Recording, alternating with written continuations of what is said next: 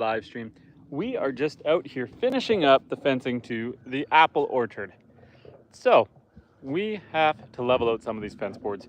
Um, we made our way all the way around, and somewhere we kind of came a little off level. And so we're just kind of balancing things out, adjusting some of the boards here. And then we've got some animal chores to do after that. We got to milk some goats. We need to feed the rabbits, do all that fun stuff. But for now, we are just going to keep working away at the fence here.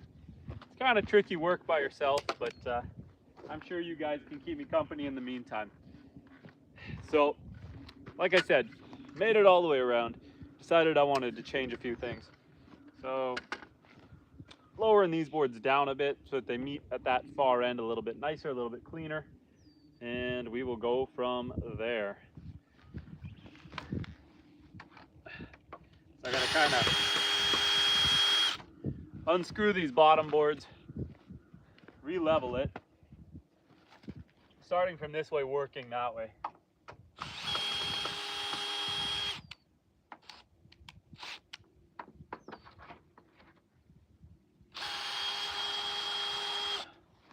Like I said, this is tricky work by yourself. It's always nice when you got an extra set of hands.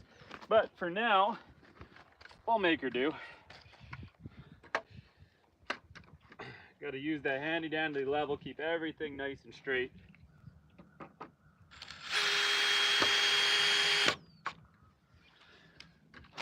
Like I said, I'm just working my way down that way, getting everything nice and adjusted here.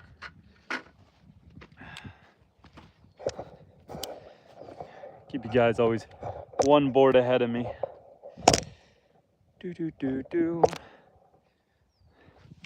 Okay, so the top board is good all the way across. So we just want to lower this one down.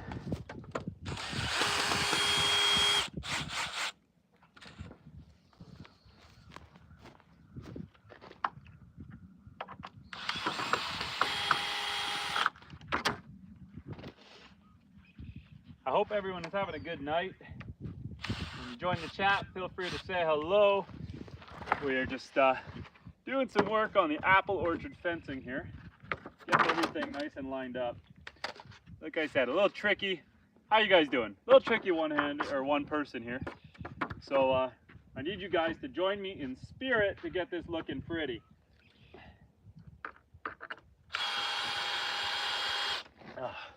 Hello, hello, hello. Hello, Lida. Hello, Suki. How you doing? We are just finishing up the apple orchard here. So there's a few things we got to do. First off, later, there's going to be a gate, I don't know, somewhere where that, right there. I'm going to put a big gate there. I'm debating if I put one off the front here. I'm definitely putting one off the back so I can access the lake. Once I have the boards kind of lined up where I want them, we're just adjusting a little bit right now. Once I have the boards where I want them, then I got to come and trim off all the tops. So I did buy solar lights to go on the top of, cameras are backwards, on the top of every post. I'll cut them off, say right about there, and then I'll put solar lights on top. So it's a slow and steady process. We're just adjusting the boards now. Oren, Magdalene, Roblox, how are you guys all doing? I hope everyone is doing well here. So we are just using the level, getting everything looking sharp. It's kind of tricky to do this by myself, but we'll make it work. Feel free to ask any questions. We're gonna have to come up a bit. Yes, I hope everyone is having a good time. Hope you guys had a good weekend. Does anyone have any big plans for the week? Anything crazy going on?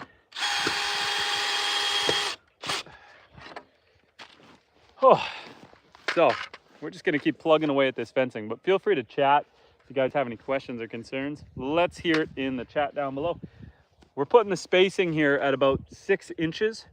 I have goats, and so we want to stop the goats from getting into our apple trees. We just planted 10 apple trees in here, and so in, I don't know, 5-10 years, she's gonna look real nice. But for now, she's kind of small. Red Librarian, welcome back. Last week of work until August. Does that mean you're a school teacher? You get the summers off? That's pretty nice. Oh boy, you gotta go backwards. Maybe not a school teacher. And Lynette, how you doing? We love you too. I like to watch ducks. Hey, how you doing? We are going to go put up a sign on our duck house after this. We are going to install the sign for the Wattle Inn Duck House. I've already got the sign made. My wife and kids did some arts and crafts. So we are going to be installing that on the log cabin. I built my ducks a log cabin. It's a little excessive, but they need a sign now. We have 30 ducks hatching right now. They'll be hatching in about 2 weeks. And on Tuesday, I get another 20 ducklings on Tuesday.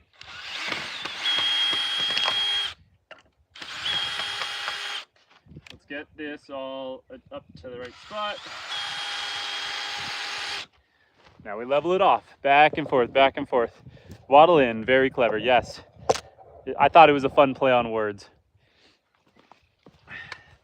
The Wattle Inn Duck House. Inn is definitely spelt with 2 N's, like you would imagine.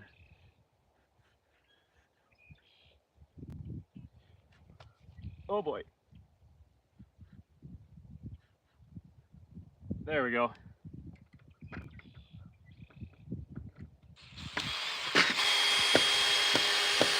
We're gonna come in and add second screws to everything later. For now, 1 screw ought to do. Oh, yeah, it's coming along. This is quite the big area. It's 70 feet by 40 feet with the lake in behind. So like I said, we've got to add a few more boards, trim up the posts, level everything off. Got the lake in behind here. My lovely apple trees. Little sticks for now. I do have to install a bunch of signs for the apple trees as well, just to once I remove these labels, so I know what everything is. So in the front here, I have, I want to say plum tree.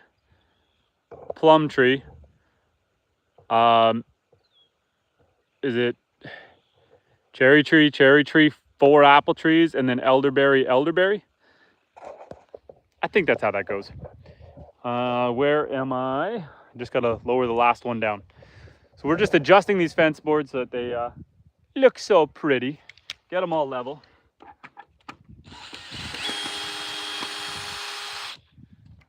It's one of those things. So the way I started this fence to come around, I started in this corner over here and measured my 48 inches high, and I went all the way around using a level. However, when I got to the back, I dropped down 6 inches and then kept going across. Something got messed up on the math coming back across, because when I came back across, I was too high. So we are just lowering everything back down to make it match. We're not gonna go and lower everything down right now. We're gonna keep this quick. I just want to finish lowering this row, and then I can put the last couple boards on that row. And then we're gonna go check out the animals. We have to milk a goat. So if anyone wants to see a goat being milked, that is definitely gonna be happening next. Before we milk the goat, we're gonna install the sign. So maybe you guys can help me decide where exactly the Wattle Inn sign is going. And what am I making here? Maya says, this is my apple orchard. So I'm fencing it in so my goats can't eat my apple trees. But I've already planted the apple trees. I've got 10 of them, 2 rows of 5. I gave them lots of space to grow so that they don't overshadow each other. I mean, I don't expect to get apples for about 4 or 5 years, but yeah, that's what we're working on. We're just gonna finish up this fence quick, and then we're gonna jump over and start doing animal chores. So we'll do the Wattle Inn sign, because that'll be quick, while I already have the drill. And then, oh, there's a cow back there too. There's a cow. Country music, how you doing? After we finish this last couple boards, we will go install that sign, and then we will check out all the animals. We got to milk the goats, feed the rabbits, go check on the pigs, give them their evening meal and top up their water. So we got some stuff to do. But first, let me just adjust this board here.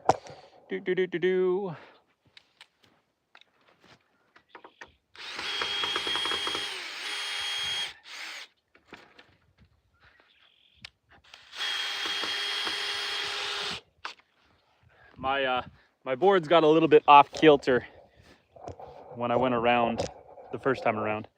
So we are just getting that all fixed up. Mr. Glock, welcome back. Welcome back. And Nate says, Cornelius said, pork's on him tonight. Oh, in the fall, we will be able to harvest the pork for the pigs. For now, they're our buddies. We feed them and take care of them. I think I've got my electric fence training under control. For anyone who's been here before, seeing me chase pigs around,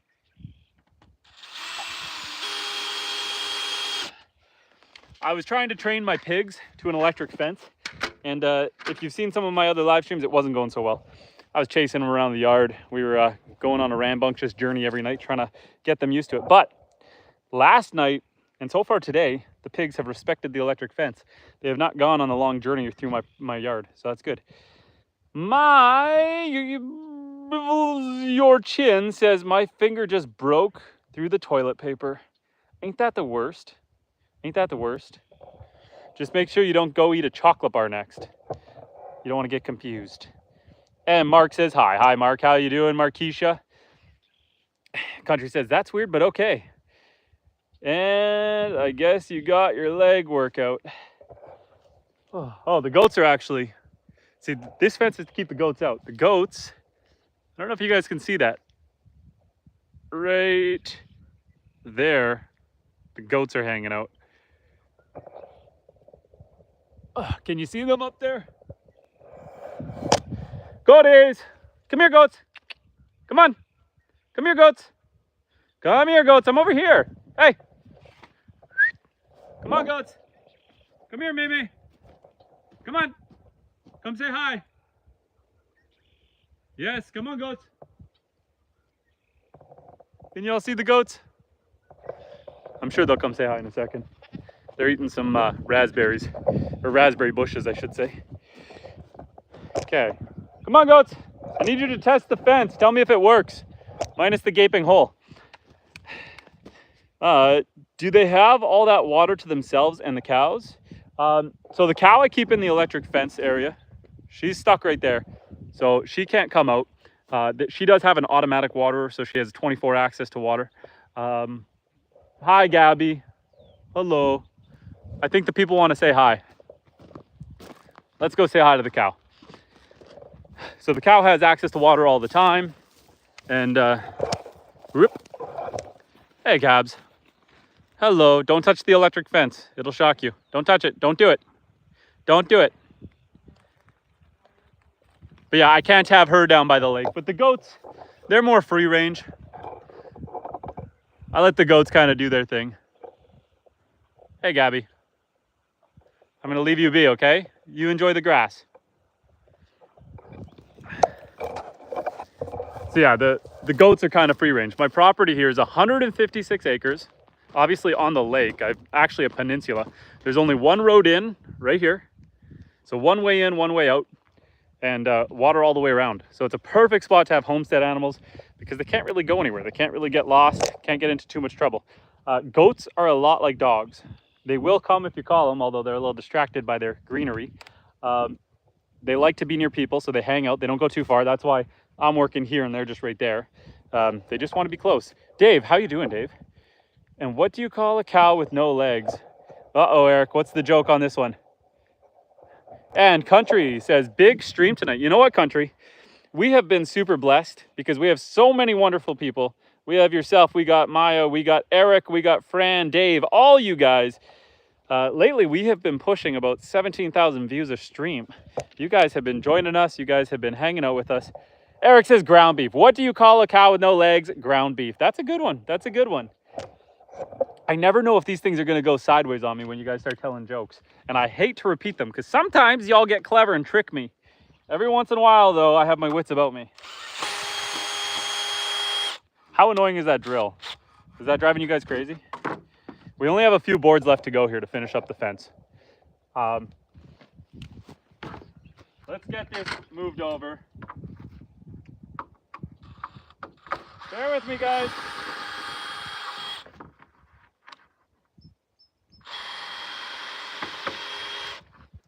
I get so distracted by the conversation with you guys that I get not a lot of work done. Oh boy, we slid that way too far over. We got to adjust that back that way. What do you call a dog with no legs? It doesn't matter because he ain't gonna come. That's another good one, Eric. And Maya says, I'm definitely gonna be on most of your lives. And nah, tools don't faze me. My dad loves Milwaukee tools and uses them a lot. This one here is a DeWalt. I have actually a mix. So I've got some Milwaukee, some DeWalt. Robert, how you doing, Robert? We need to adjust this board back over. I went too overzealous with that.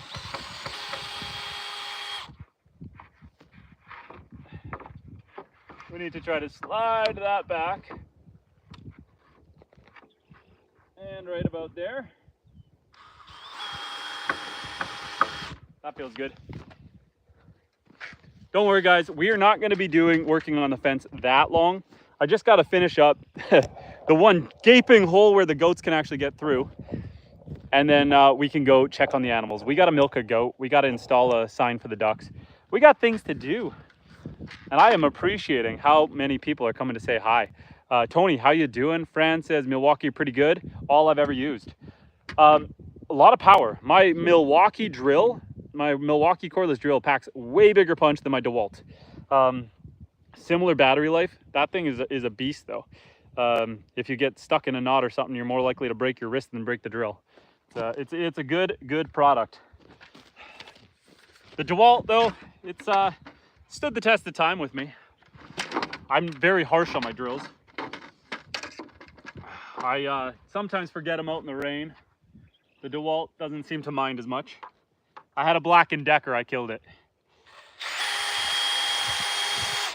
I was actually doing something that I thought was charitable. So my neighbor's dock at my last property, oh boy, we got a bug on the screen.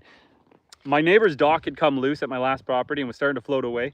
And so I thought, hey, I'll go rescue their dock and I'll re-screw it to shore. So I jumped in the water, grabbed their dock before it floated down the river, tied it to shore, straightened it out, and then I started screwing some boards to it to try to screw it back in place.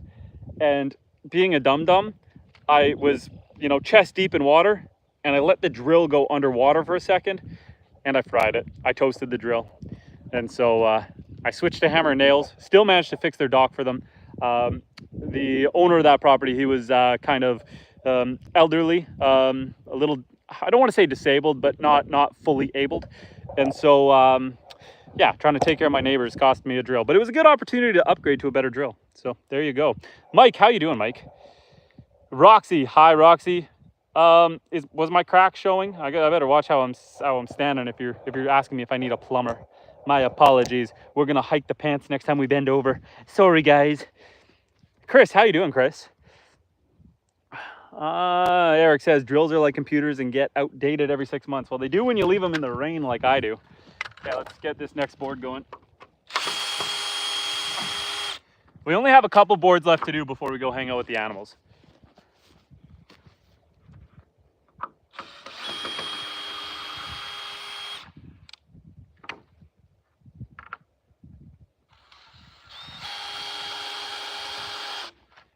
So then we can, what do you guys want to do? Should we go milk the goat first, see the pigs? You know what? Let's start a poll. I'm gonna let you guys decide what we're doing next, okay? So our options on the poll are gonna be pigs, feed pigs, milk goat, feed rabbits. Oh boy, I'm not very good at this. Feed rabbits or install duck house sign. Start the poll. As soon as we are done fixing these last couple boards, we are going to see what we're going to do next. You guys get to decide. You tell me what you want to see, and that's what we're going to do. We got to do it all. So it's all going to get done. So if your choice doesn't get selected, don't be too upset because we're going to do it all. But what do you guys want to see first? I hear a helicopter. Methinks the M&R are coming to say hi. Maybe not.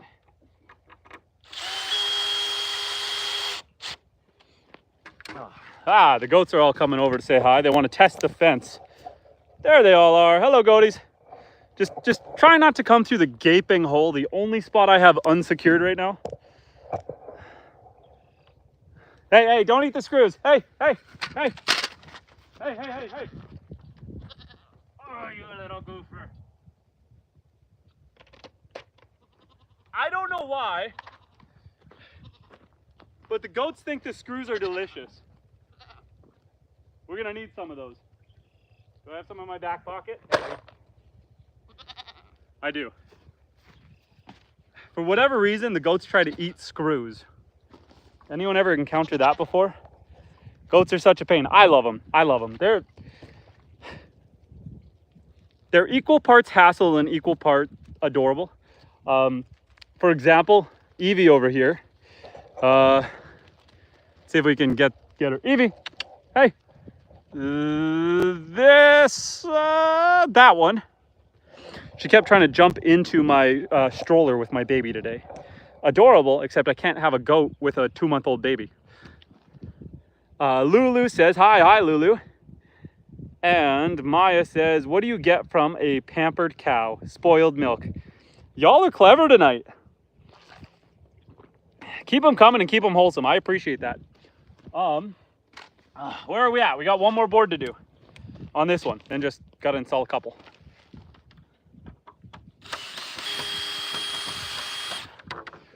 So close, so close. We're almost done.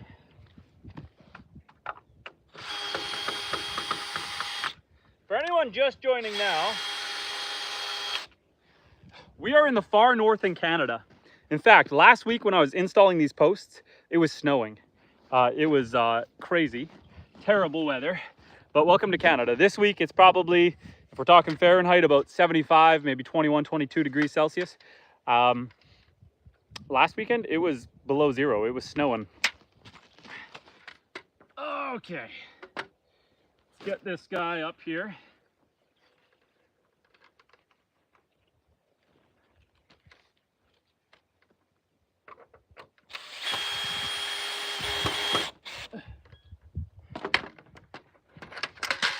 That one needs a second screw.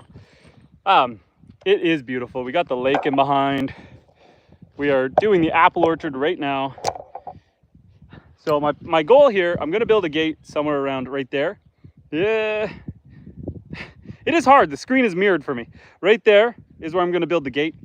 That's gonna be one of the gates. And that way I can draw lake water. So I'm gonna be watering the orchard here with the lake water. I saved my old well pump when I replaced it. The pump still worked, just the water lines are bad. So I saved the pump and we're gonna run that in the lake and suck out lake water for watering the orchard. And then I'm gonna build a nice fancy gate. Now what I can't tell, because it's hard to say, let me take you for a little walk here for a second.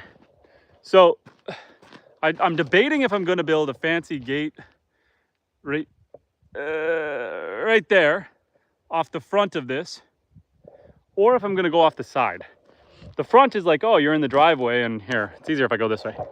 So a gate right here is like, okay, as you're coming down the driveway here, you'd see the gate to the apple orchard. That's nice.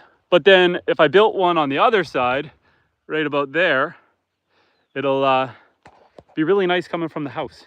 And that's a raspberry patch on the other side of it. So I don't know, maybe I'll build 3 gates, who knows. The goats are just loving the tall grass over here. Eric says, I'm just reading it. Good wineries play music to the grapes, so they grow optimally. Unfortunately, modern music will destroy vineyards just like society. Is this fact? Does it have to be classical? Does it have to be classical music for the grapes to enjoy? Did we do that already? We are so fast. Okay, we just need to install a couple new boards. So let's shuffle you guys down here. We have 21 votes on that. We are gonna see what we're doing next. I just need to install 4 quick posts here and then we're done. Then we are going to take a little walk ski. It's actually a fact that music helps plants grow. I know. What are all the vegans? Oh boy. What are all the vegans going to say when they realize that they're eating lives? I don't know.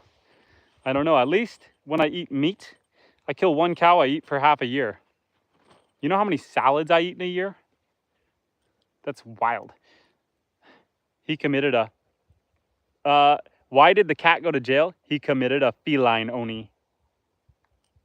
That one's not as good, but I'll still take it. Okay. Let's get these last couple boards up here. This is kind of a struggle. We'll get this screw started.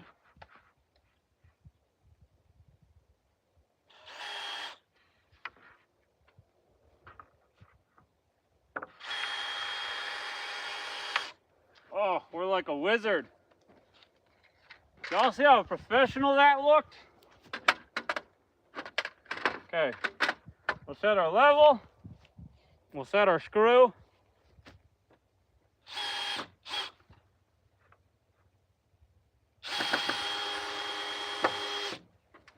Now that was beautiful. That was textbook right there. It's lovely though when you're working and you've just got the goats hanging out by you. Like I said, they're like dogs. So far, they're my favorite animal on the homestead. I was really hoping I would like the pigs, and maybe the pigs will grow on me. I've been trying to train the pigs to the electric fence, and it has not been going well. It basically results in me chasing them around the yard, trying to shuffle them out from underneath my house. And so I'm hoping though, now that they've kind of got the idea of what the electric fence does, that it works, because my main goal is to let them graze the forest. So I've got 156 acres. I've got about 30 acres of field.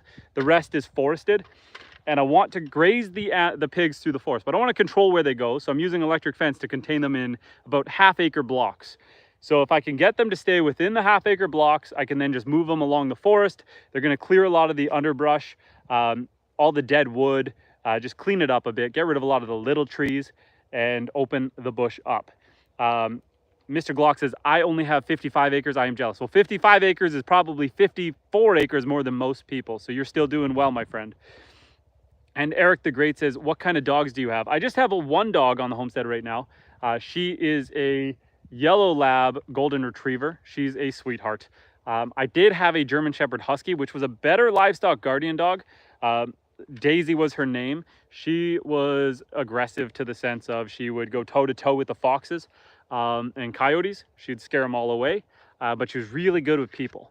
Unfortunately, we have a thing in the soil where I live called blastomycosis, and it's a type of bacteria that dogs often will catch because they dig with their nose, and you basically have to consume the spores, and then it multiplies in your lungs. People can get it too, but often we're not rooting around in the dirt, so often people are fine, but dogs often catch it around here. So she was 9 years old, she caught it, and she passed away. Lily, my golden retriever yellow lab, she also caught it. However, she was a puppy. We gave her some antibiotics and she was fine. So age played a big part in that. And Maya says, I have a border collie mix with German Shepherd. Great dog breed, great dog breed. Okay, let's get the next board up here. And I think we got to grab one more from the trailer to make this pretty. Do I got more screws in my back pocket? Yes, I do. I gotta remember to flex on the camera. Gotta suck it in, chest up. Just kidding. Just kidding, but I am great at giving myself unflattering positions with the camera. We just had a lovely steak dinner. I had to eat one of my cows, and I enjoy the meal every time in memory of him. If you guys want to hear that story, whoop, let me know. I did not want to eat my cow. He was meant for breeding, but I had to eat my cow. Okay, let's get this board up. Hi goats, where are you going? Don't get into any trouble, guys. Where are you guys going?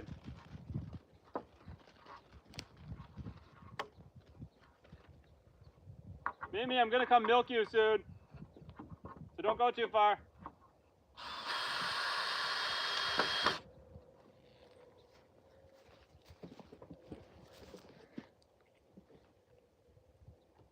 They are adorable, but you got to be careful.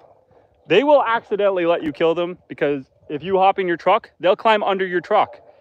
I open the trailer. You got to make sure you watch. You don't accidentally close one in it. When I go in the garage, sure enough, there's one trying to follow me. It is entertaining, but you got to pay attention. And Alaskan Adventure says, country work, love it. Yes, we are off-grid actually, up here in the far north in Canada. I got a 156-acre peninsula, one road in, water all the way around. We got goats, as you could kind of see behind me. We got goats, cows, ducks, pigs, rabbits. My wife is desperately trying to convince me to get donkeys. What do you guys think? Yay or nay on donkeys? You know what's funny? She said, I want donkeys. I said no. Well, let me rephrase this. She said, I want a donkey. I said no. She said, what about two? I said, what do you mean? She said, what about breeding donkeys? I said, we'll talk. So something tells me we're going to go from 0 donkeys to 2. But we haven't made that commitment just yet. I live in the middle of nowhere and everyone wants a donkey, but nobody breeds them. So we're thinking, well, maybe that's something we should get into.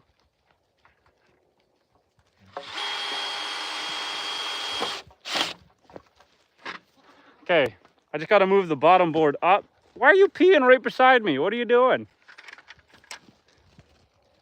Like I said, the goats are like dogs. They just want to hang out right near me. They're being a little bit... oh boy, I keep trying to flip the camera on. I can't... There we... There we go. These two are in a headlock. This is the boy. That's mama. Okay, do I need to put one more board up right now or do I do that later? I think I have to do it right now because they're going to get in. I'm going to let you guys enjoy the goat show for a second. Let's read your chat. And Ibrahim Zakaria says, I love to one day visit Canada.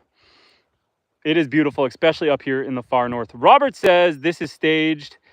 I was never that clean working on the ranch for years. Ever. I'm kind of dirty. I'm kind of dirty. I got like a couple stains.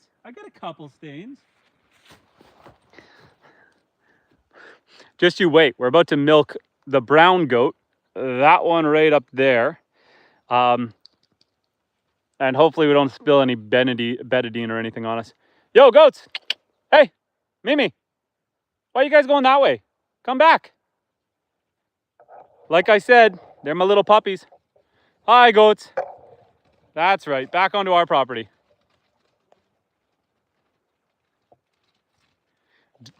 Linda says donkeys kill new kids. Humans? Or are you talking about goat kids?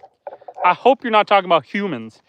I have seen videos of them getting a little aggressive with goats. I'm just hoping that if they're raised with the goats, that things will go well. My goal here is to have no goats, lol.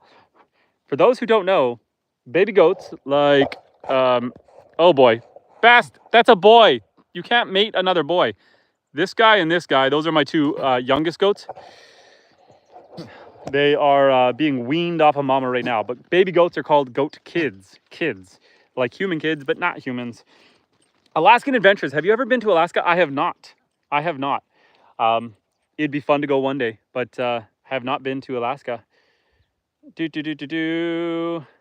And Maya says, some donkeys, particularly intact male ones known as jacks, can be aggressive and harm, even kill calves, kids, or lambs. It's not a universal trait. That is something we will definitely have to watch out for. And they tend not to recognize them as part of the herd.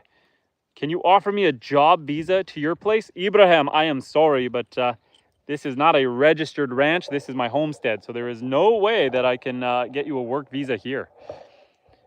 And Alaskan says, have a good day. Enjoy. Take care, Alaska. How you doing? I hope you have a great day.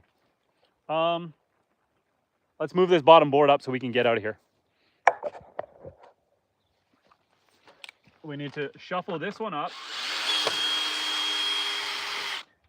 And then we need to put one more in.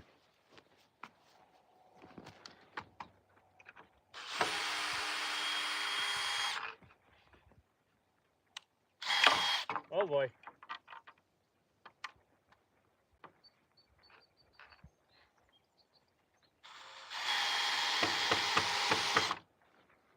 Okay.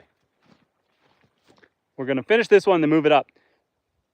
Kaylee, how you doing? I hope you're having a good time. I am in the far north in Canada. We are in the far north Canada.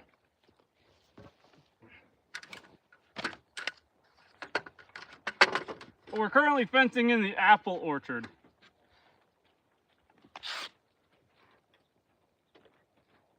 Okay. I need to shuffle that board over. 1 second. Donkey meat is great, lean and tasty.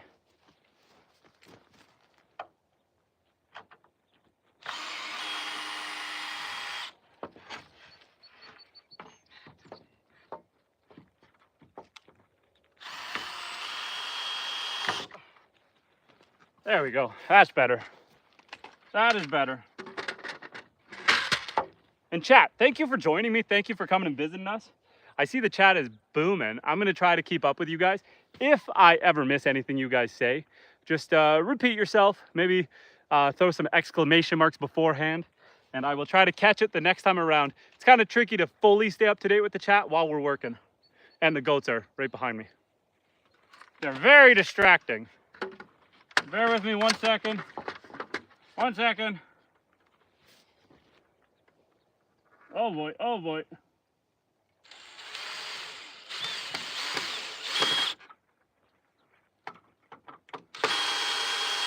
Oh. Okay, we just need to add one more board there. And Minnesota Finest says, are you gay? I'm starting to wonder. I get asked that way too often by you guys. No, I am straight as a whip. I have a beautiful wife and 5 growing boys. I got 5 sons and a herd of goats. Y'all gotta stop asking that. How much to live out there? Me and my wife and 2 boys are trying to move to a country out of the cities. So this property is kind of unique. I bought this place 1.5 years ago, and it was about $2,000 an acre. Now, mind you, I'm in the middle of nowhere. It's a peninsula. I have 156 acres on the water, waterfront all the way around. So it's for up here, it's expensive property. But there's tons of 10, 20, 30, 40, 50 acre properties around. It's just hard to find one on the water. This one here was tricky for most people. Most people aren't this ambitious. I'm in an off-grid homestead. Oh. Come on, close the gate. One-handed. I'm in an off-grid homestead, far north in Canada, middle of nowhere. Closest town is like an hour away. Goats, get off of my lawnmower. What are you doing? You can't drive that. How long till they figure out how to start it? You guys better not eat the key. Come on, Evie. Get off of there. Goats, I tell you, can't live with them, can't live without them. Yeah, it's a beautiful piece of property. You know what I want to do is one day I plan to build another house on this property, probably in the next 3 to 5 years. When I do that, I want to rent my current house out as an Airbnb. So there may be opportunities to come visit in the future. We want to turn it into an Airbnb and make use of it. So we will see. And then we could give the whole farm adventure. I have the farm, I have the lake, I've got fishing boats, basically everything you would want in an Airbnb. Middle of nowhere, that's maybe a downside, but it's a destination.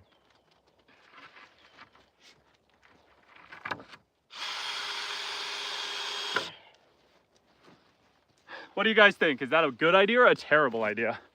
And I'm gonna catch up with the chat in 1 second. Chuck, how you doing, Chuck?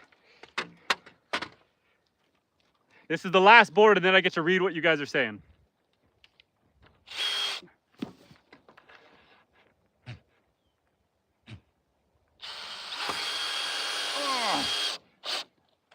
apple orchard secured. We were done that project for now. Now, it's not done. I mean, I got to cut the posts. I need to, you know, I've got a couple spacer 2x4s there that I got to stain and I got to cut. I got to install a few more boards, but no goats are getting in or out. Apple orchard is secured. Now, I didn't make any gates for myself yet, so there's no way I'm getting in or out either, but we'll cross that road in a bit. Let's catch up with the chat for a second, guys. See what we're saying beyond people wanting to eat donkey meat. Linda says, wow, 5. Yes, 5 sons. And Chuck asked, what state am I in? Northern Canada. Random Alaska. Apparently, we're supposed to get thunderstorms today, so I'm just waiting and seeing, but it's fairly calm right now. Well, hopefully, it stays calm and you have a nice day. And Linda says, I am so jealous. Richport says, hour away sounds crazy. Holy, what spooked them? Was it an eagle or a hawk? I thought I heard a bird, but I didn't see it.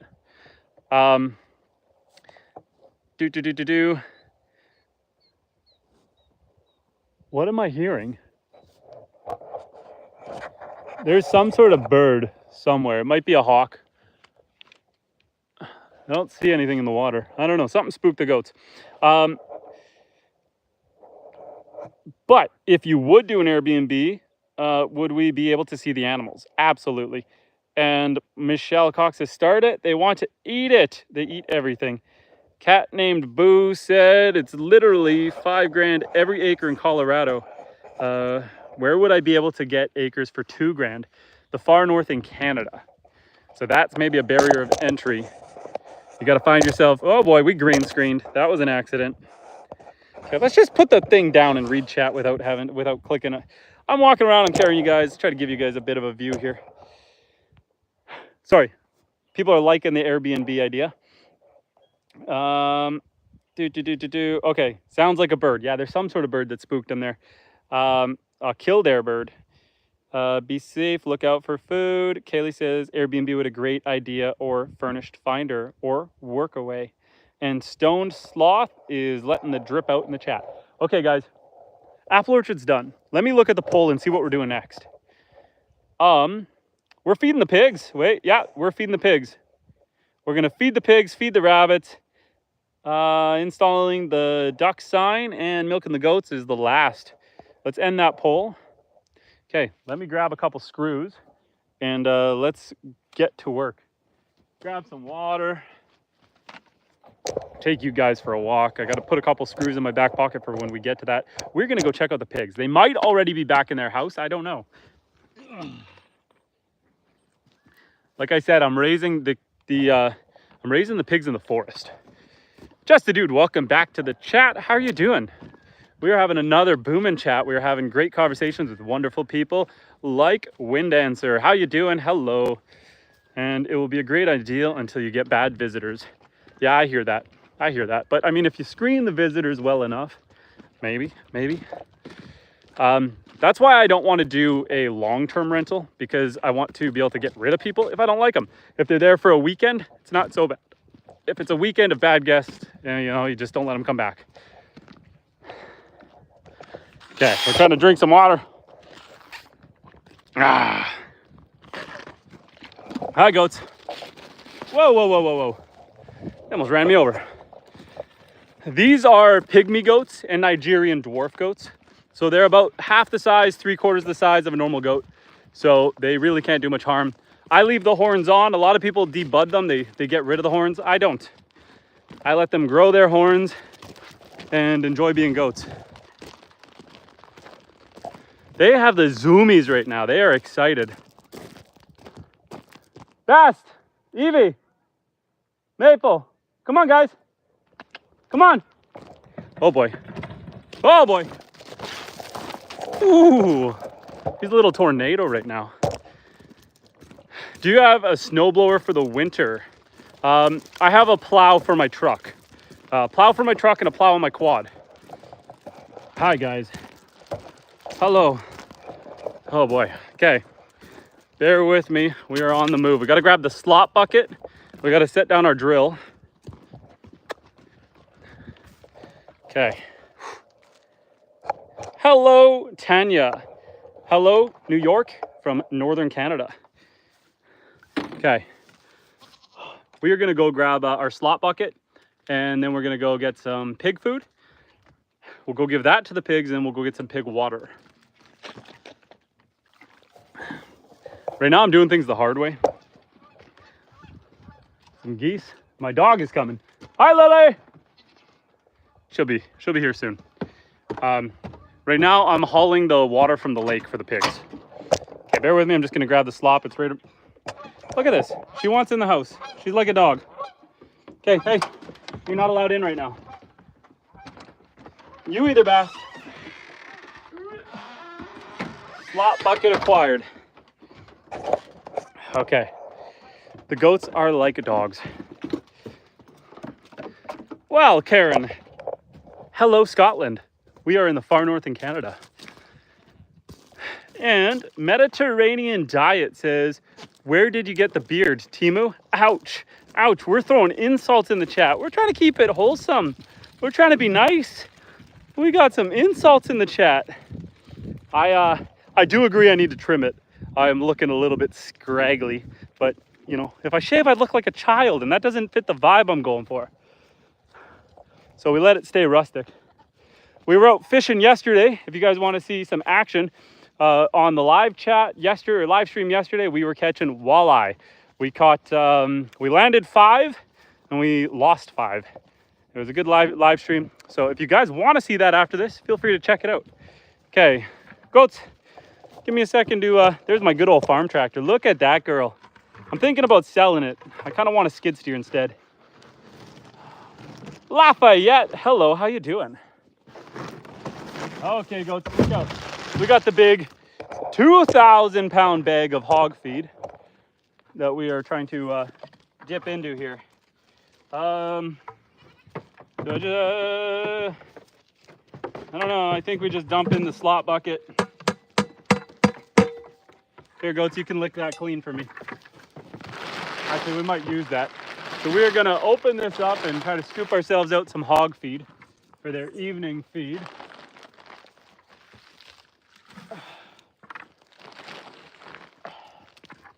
We're about to go visit the pigs. The goats, though, kind of want to eat their food.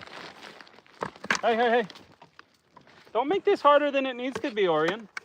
No, thank you. Okay. Tappa, tappa. Tappa, tappa, goat. Okay. Hey. The goats make every job a little harder. I love them to death. Some of them might need to die. But I love them. But they make every job harder. Let's go see the pigs. Guys, you're going to get zapped. If you touch that electric wire, you're getting 13,000 volts. Don't do it, guys. Don't follow me. Oh, one jumped over. Hey, pigs, you are in here. Hello. Oh, one goat got shocked and they all ran away. Hi, piggies. People voted. They said, I want to see pigs. And pigs we shall see. Here, guys, I got some. Oh, boy. Oh, boy. We dropped the camera. We drop it to the camera. Okay, pigs. I'm coming in for a second. Here. They're a little uneasy around me right now because I've been training them to the electric fence. And so I think they're kind of associating me with getting zapped. We got to get you guys some water next.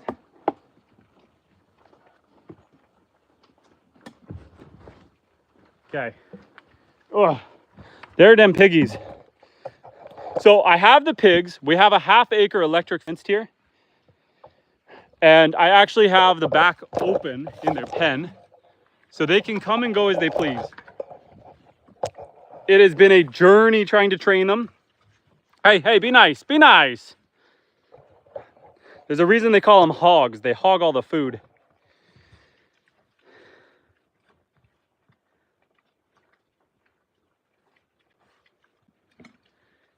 And the cricks, you're living the American dream. Well, we are living the Canadian dream. I'm gonna flip you guys around. We're gonna sit here with the pigs for a second. Actually, let's go get some water for them. Then we're gonna hang out with them because you guys voted you wanted to see the pigs. but I don't want them to get too thirsty. So let's get them some water and then we'll go back and hang out with the pigs. This is the Canadian dream. Welcome to the far north in Canada. And we've got a beautiful farm-out tractor. Like I said, I might sell it though. The thing with this one, it's a great tractor. It'd be good for doing hay. I got them big old back wheels, but the small little front wheels and the big bucket on the front, the loader bucket, what happens is when I go in the back fields, I just bury the thing in the mud. It cannot go in the fields very well. So it's not super useful on the homestead. If I was haying my fields, it would be perfect because it's got that pulling power with those big back wheels. Unfortunately, I don't hay my fields. I just let the animals graze the whole field. So I think it's time to sell it and get a track skid steer. I was bidding on some auctions. I just lost. I had the high bid on one at like $30,000. Someone went in at 31, just beat me out on the auction. And I kind of set my limit. I didn't want to go above it. I'd done my research, talked to some dealers. It wasn't worth more than 30. So I let someone else buy it. I kind of kicked myself a little bit. We're trying to grab some lake water here without falling in. So give me 1 second. Okay. We got a bucket of lake water. Lake water in one hand, tripod in the other. Invest in new things. It's 2025. That's the thing too. Money in the bank depreciates. Assets seem to hold value. This auction had minimum bids of $1,000. So they went to 31. I would have had to went to 32. There's a 5% fee on top of that for the auction. So, I mean, I didn't want to go too much over what it was worth. So I'm still on the hunt. But I do think a tracked skid steer would be better for my wet farm fields. Okay, pigs, be nice. I'm bringing you water. Okay. We'll set you guys up this way so I can see you guys can see me.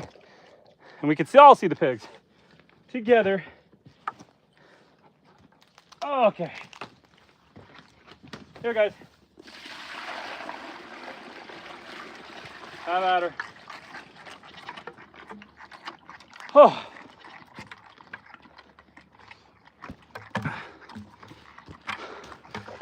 There we go. Piggies enjoying their drink.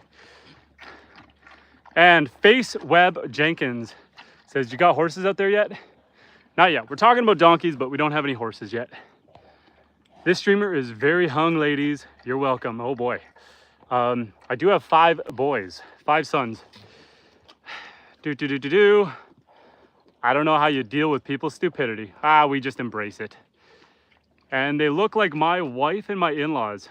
That's aggressive. Them pets, them food. In September, I'll probably butcher these guys. These were my trial runs. So here's what I did. I set up a ½ an acre of electric fence in the forest here. And then I built this rough and dirty pen. And then I ran the electric fence wire inside the pen to train them to the wire. I spent about a week fighting with these dang pigs because every time I tried to let them out to see if they would respect the electric wire, they didn't. And I ended up having to chase them in the forest and underneath the house and all that stuff to get them back in here. Finally, after a whole week of fighting with them yesterday, they learned their lesson and they've been staying in. So now they're not actually trapped in this pen, but now they're comfortable to it. So I'm leaving it here for now. I've got the door open so they can go into the forest as they please. They have a ½ acre to explore, but the electric fence, it packs a wallop. This electric fence does 13,000 volts, 13,700 volts right now. So it packs a punch. But yeah, it's so what I'm doing is come on guys. What they like to do is they like to spill the water on purpose. They like to make mud and mix it in with their food. So that guy giving it a headbutt, that was on purpose. It does mean I have to bring them another pail because I like to give them always access to fresh water. But you see there, they're eating the food that's getting mixed in with the water. So that little headbutt was on purpose. And Diane says, oh, poor piggies, so young. I do not plan to eat them till September. Right now, these guys are about 80 pounds. They're going to get up to about 250 pounds a piece. They're going to be big boys. But here's the thing. I live in the far north in Canada. And so where I live, this kind of pig, these are your typical like bacon pigs. They're called Yorkshires. They can't survive my winters. My winters get down to minus 50 Celsius, minus 50 Fahrenheit. My winters get nasty. They cannot survive outside of a heated barn. I live off grid, so I don't plan to keep a wood stove going in the barn. Now, I thought, let's get these pigs that I plan to butcher in the fall. And then if I find I like pigs as an animal for the homestead, what I'll do next year is I'll get some coons or some Berkshires. They are haired pigs. They have hair, and they can survive our winters quite well. So this is the trial run. That way I'm not committing to another animal year round. If I don't like them, we eat these guys and we just say, you know what, let's not do pigs again. If I do like them, which so far I'm 50-50, if they keep respecting the electric fence, they're my buddies. I love them. If they don't keep respecting the electric fence, they are a lot of work. So that'll be the plan. We will raise them. If we like them, we eat these ones. And then we get year-round ones that we will breed and we will eat and sell. Yeah, I don't want to bite off more than I can chew. In this case, I kind of do want to bite off as much as I can chew, but you get the point. And how many people have you fed to your hogs? So far, 0, but Buddha Cat, you keep talking. Just kidding. No, these guys are far too little for that shenanigans. We got to get them big first. You do that when you got the 600 pounders, those big pigs. Not these little guys. But they're doing well. They're putting on weight quite nicely. As you can see, they're not too fat. They're not too lean. And they are happy little pigs when they're not fighting with each other. So that is the pigs. The next thing on our journey today is going to be feeding the rabbits. We're going to go do the rabbits next. So that is the next thing, guys. We got to go feed the rabbits, give them fresh water. We'll go check on the babies. I have some week-old baby bunnies. So we are going to go check on them baby bunnies. And you can make the ground higher around the pen. I've been told they can't step up. These guys have jumped over a couple times. I did catch that. It's hilarious. So I have a trail cam set up looking at the pig pen, and I caught them one time. They got out and they were running around the yard, and I was like, how did they get out of the pen? And so I looked at the trail cam. They got their front legs up, and the other one behind him started pushing him, and he went flip, and he flipped over the fence. Yeah, pretty wild. So let me just set up the lid. I've got a lid for my 2,000-pound tote. There, you guys enjoy the view of the lake for half a second. I'm gonna flip this up, take my bowl out of here,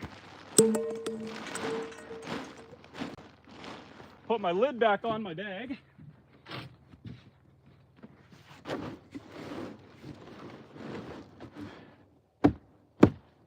There we go. There we go, lid. Now we can leave the slop bucket there. We should bring the bowl back. So we're gonna go check out the baby bunnies. I am being asked, do you eat the rabbits? I do. They are a great source of protein on an off-grid homestead. They are easy to care for. You're gonna see my setup. Right now, I have my breeders in individual hutches just because they just had babies. I have the current litter that's gonna be butchered next week. I have them in a colony style. I have them all together in pens. How deep is that lake? 10 to 15 feet deep, not super deep, but it does go all the way around the property. This is just a small bay. That's just a small bay for the lake. It's a pretty big lake. Goes around the whole 156-acre property. Bro, living good life. Yes, I am. Thank you for acknowledging. You know what I tend not to do on live stream? I tend not to take care of myself too well. I'll sit here for a 3-hour live stream and I'll forget to drink. So let's cheers to another good night. I appreciate every one of you. You guys are awesome. Amanda, welcome back. Thank you for rejoining the chat. Gino, welcome back. Everyone who's returning, welcome back. Anyone who's new, thank you for joining us. Feel free to subscribe if you want to see more. We are doing this about 4 times a week, usually around this time. What happens is I do dinner. I spend the day with my kids, do dinner with my kids and my wife. And then after dinner, my kids go to bed. And then I got to get out here and do the farm chores. So I figure why not spend it with you guys? So we live stream often, 3 to 4 times a week. And then in between live streaming, we are also putting out short videos, long form content, guides and how-tos. My wife recently posted a how to milk goats video. You guys are gonna witness it on the live stream if you guys stick around, because after we feed the rabbits, we're gonna be milking some goats. That is the next job to do after we take care of these guys. Okay, goats. I need to put the goats away. So goats, you guys gotta come in because you guys like the rabbit food too much. I don't wanna check on the baby bunnies while you guys are being in trouble. And to keep all them happy and her happy, we're gonna give them some treats. Come on, guys. Let's go get some treats. Come on. Come on, everyone. I gotta close the gate because I don't need the cow getting out. Come on, guys. 1, 2, 3, 4, 5, 6, 7, 8. We did the roll count, they're all here. Let's get them some grain so that we can take care of the baby bunnies. Oh boy, tripping over the logs. This is the Waddle In duck house. We'll get over there shortly. I will show you my duck log cabin that I built. Okay, Gabby, give me some room here. I gotta be able to get in and out, so stay back. Oh. We are in the feed shed. I gotta tidy this up a bit. It's a bit of a disaster, but let's grab a bucket. And we got some grain in the tote. Oh boy.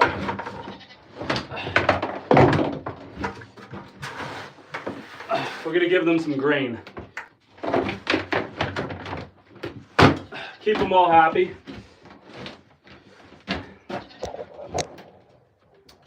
Do you have I don't know what that is, Kimberly.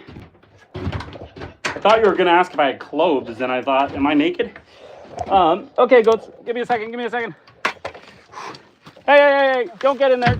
The cow's gonna eat you guys. The cow's gonna fight you. The cow's gonna fight you if you steal the grain.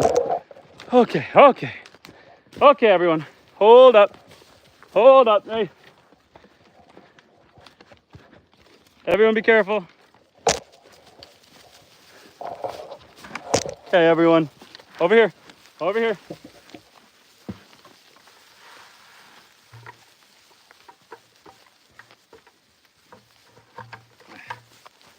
I accidentally cut myself when I was in the feed shed.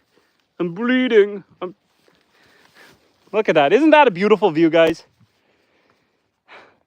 Amanda and Danielle are asking about coyotes. Ah, there we go. They understood the spelling.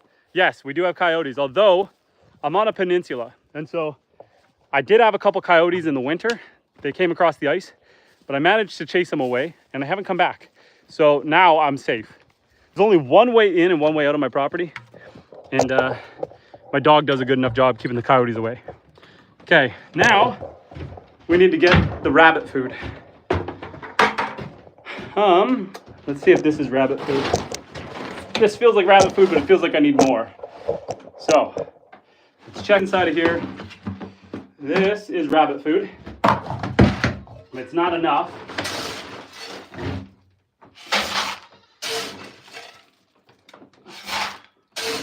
That should be pretty good.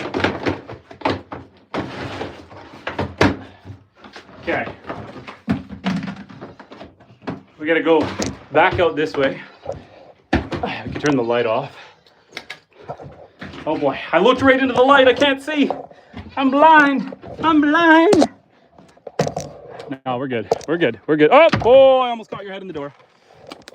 Oh boy. We're tripping, we're falling, we're bumping the camera. Okay, we're back. I do have one yellow lab. She is adorable. She's Lily. She's good at chasing the coyotes away, but what the coyotes don't realize is that she was more likely to play with them than to fight them. So she's not a real threat. Okay, baby bunny time, guys. The moment you guys have been waiting for. Flip you around. We're entering into here. Hey, mama. We got the 1-week-old baby bunnies. Can we get some hearts in the chat for the baby bunnies? Can we get some hearts for them baby bunnies? Oh boy. They are starting to get big. They're about 1 week old. They're starting to hop around. Hey, little bunny. Oh, okay. Okay. Now, if that ain't the cutest thing you guys have ever seen.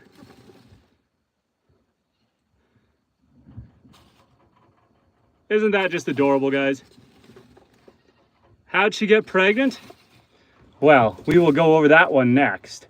So, if you guys have ever heard of the birds and the bees, I don't know if it's my place to teach you, but when a daddy rabbit loves a mommy rabbit, they end up having baby rabbits.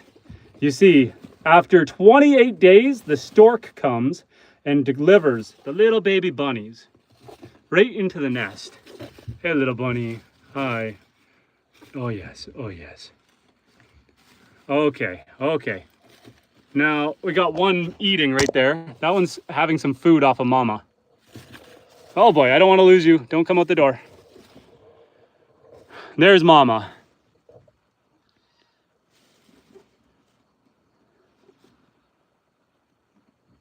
Okay, we're gonna let them go for a second because we got some chores to do.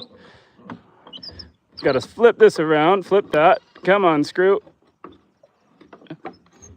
Okay, so here she is here. So I don't normally keep the rabbits in the cages. I actually like to do what's called colony style. I keep them all together, but because she has fresh babies, for their safety, I do have them in cages. We're gonna show you daddy and the other mama. She needs water, but her food is good. So we're gonna open this up and steal her water bottle. Mama, I need your water bottle. Here, I need your water bottle. You go back. I need your water bottle. Gotta close you up. I'll steal her water bottle. Her food is full. Her food is full. Do you have any babies in there yet? What are you doing? I don't think this one ended up taking when we tried to breed her. We never ended up with any babies from this mama this time around. And no, so we don't keep them loose around the yard. But I have some cage. I've got some cages in here. I'm gonna show you, or a pen, I should say. I've got a big pen. Let's check Big Daddy's food. So here is the lucky daddy. He's got food too. You got food, you got water. So it's just mama who needs more water. This is daddy. His name is Foy Coco. Hey, Foy Coco. So I'm getting in the comments, that's a sad existence. So for these guys, it's a great existence. They're not normally in the cage. It's just because I was breeding them. And so they just had babies. These guys are the pets. These guys get treated well. They get lots of treats. They get all the water they can drink, all the food they can eat. Ugh. I do have rabbit tractors, so they do get to come out in the yard. They do get to come out in the fields.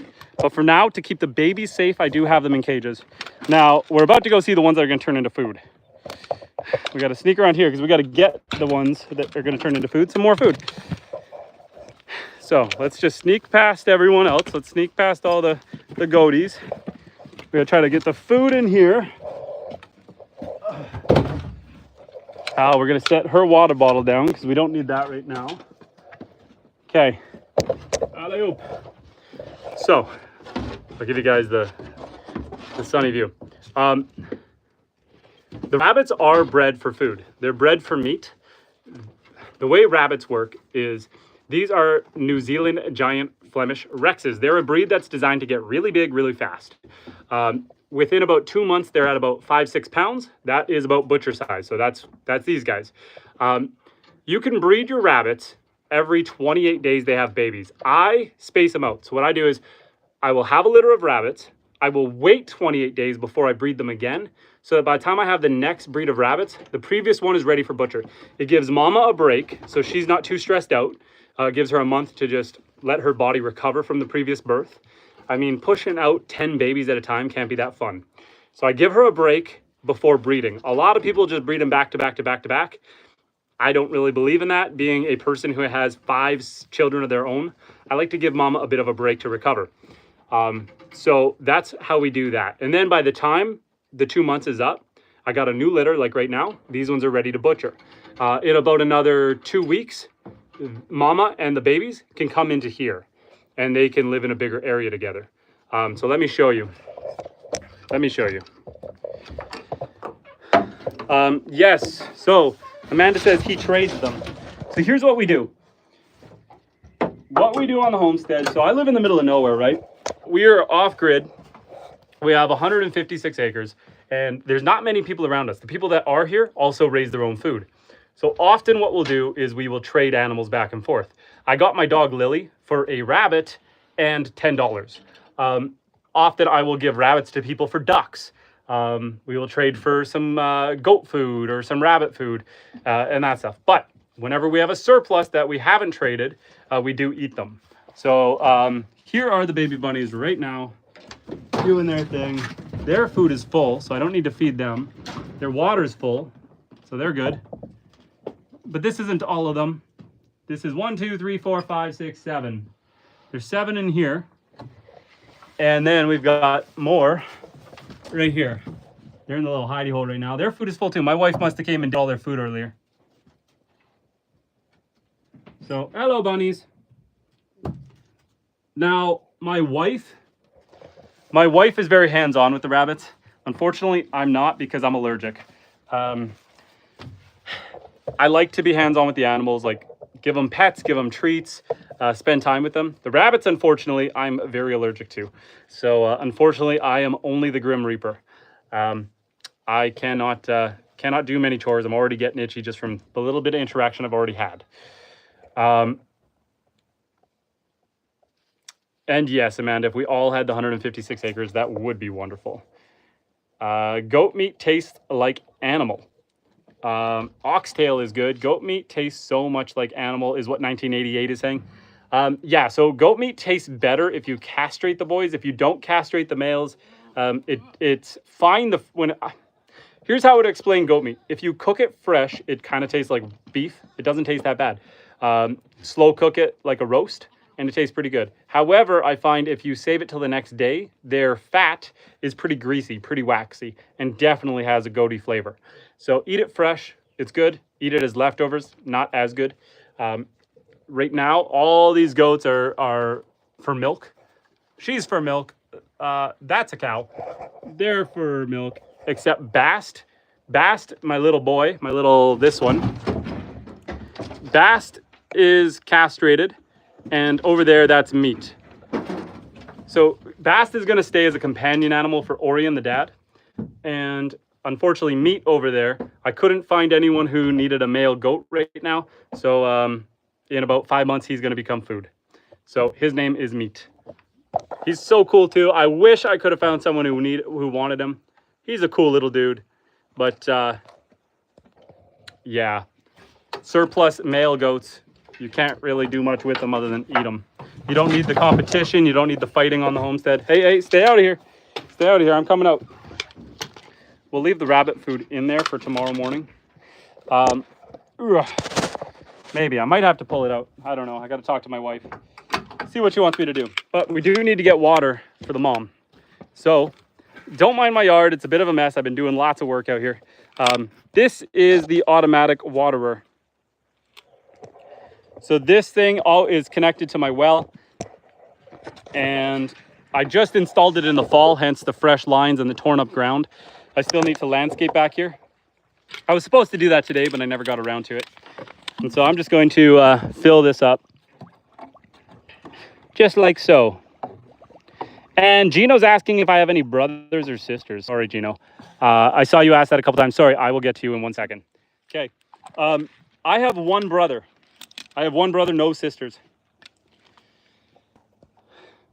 One brother, no sisters. Also, I have not hit the mute button once tonight. I am doing fantastic. Often what happens is when I'm flipping the camera around, the mute button is right beside it, and I tend to fat finger it. And yeah, that is often what happens. And I end up sitting here chatting to you guys for like 10 minutes before I realize, and people start dropping in the comments, yo, we can't hear you. Okay, there we go. We are just getting this all done. Let's see, what are people saying? Amanda says, I've never heard of an allergy to rabbits. That's great you knew early. Yes, and actually 3 of my 5 kids are also allergic to the rabbits. Breakout in hives, itchy eyes, red skin. Yeah, I'm allergic to cats too, so I assume it's related to my cat allergy. How about turkey meat? I do not have any turkeys, possibly down the road. Just a dude. Where I live, heat is a problem for raising rabbits. It's actually why I stopped raising them. Yes, so rabbits actually do better up here in the far north where it's really cold than they do where it's really warm. Their thick coat allows them to survive the winters really well, but they have a hard time regulating heat, temperature to the heat. You have food in your beard. I don't think so. I think I got some gray hairs, but I don't think I got any food in my beard. Let's see what else we're saying. Bear with me. I'm trying to keep up with you guys. Just a dude. I live in South Texas, and I kept a fan on the rabbits in the summer. That's a good idea. And Gino asked, your mom and dad around? No, we live in different places. I live in the middle of nowhere off grid. My parents live probably 7 or 8 hours away. We do see each other every once in a while, once in a blue moon. But with all the animals, I don't get away lots. So it basically relies on them coming to visit me. And they're city folk more so than this off-grid country life. So when we get a chance, we say hello. Todd, how you doing, Todd? Hi, Todd. Todd says hello, everyone. And Amanda says, perhaps we could get you a drone so you don't need to hold a phone. I was just talking to another YouTuber there yesterday saying I need to get a drone because just for the view of the farm. The farm is amazing. It's an amazing property, the lake and everything. I think we can get some awesome drone footage, but here is my philosophy to YouTube. I'm gonna show you guys the baby bunnies because they're cuter than I am while I talk to you guys about my plan. So bear with me while we look at the baby bunnies again because they are adorable. And I gotta give Mama some water because she's thirsty. Here, Mama, just wait. Stay in. Don't come out. Hey, don't come out. There's some water. Okay. I'm gonna show you guys the baby bunnies one more time while I tell you my plan and how I treat YouTube. We're gonna... Okay, the baby bunnies are now nowhere near as frisky. They're all sleeping. So currently we are not monetized yet. We are getting close, guys. Thanks to you guys, we are almost at 1,000 subscribers, but we're not there yet. So we have made absolutely $0 doing YouTube. We're doing this purely for the fun at this point and just having a good time, making friends, interacting with you guys. But what I do, I used to run a small business on Etsy. And what I would do on Etsy is I would do wood crafts. And as I made money, I would invest that money and get new tools. And so every time I would make sales, I'd save the money and then buy something new to make better things. That is the plan with YouTube. I want to get a drone, but we're going to wait until we get the channel monetized. We're going to make it one of our goals. As we get ad revenue, maybe any donations, we will get a drone. But for now, we're just doing what we have with what we have. And so, yeah, I kind of want to treat YouTube like I did with my small business. Once it starts making money, put any money we do make back into the homestead to keep making fun and cool content. But for now, we're just doing it for fun, hanging out with you guys. Amanda, don't worry about it. Just you being here is good enough for me. So on one hand, I'm talking about donations. On the other hand, I don't really want you guys to donate at this point. I just want the channel to grow, and that part of it will come naturally. For now, let's just be friends. Let's just hang out. The more you guys talk, the more you interact, the more hearts and thumbs up we get in the chats, the more people see the chat, the bigger the YouTube stream goes. We need to milk a goat. I almost forgot about the last chore. I got to go get the stuff to milk her. But I don't want to encourage donations or anything at this point. Let's let the channel get to that point naturally, and we'll go from there. For now, I just hope you enjoy what you see, and we're having a good time. I'm enjoying hanging out with you. That is donation enough for me. Let's go get the milking stuff, and we're going to summon the goats over to milk them. It's just inside here. 1 second. Okay. My wife is on the phone.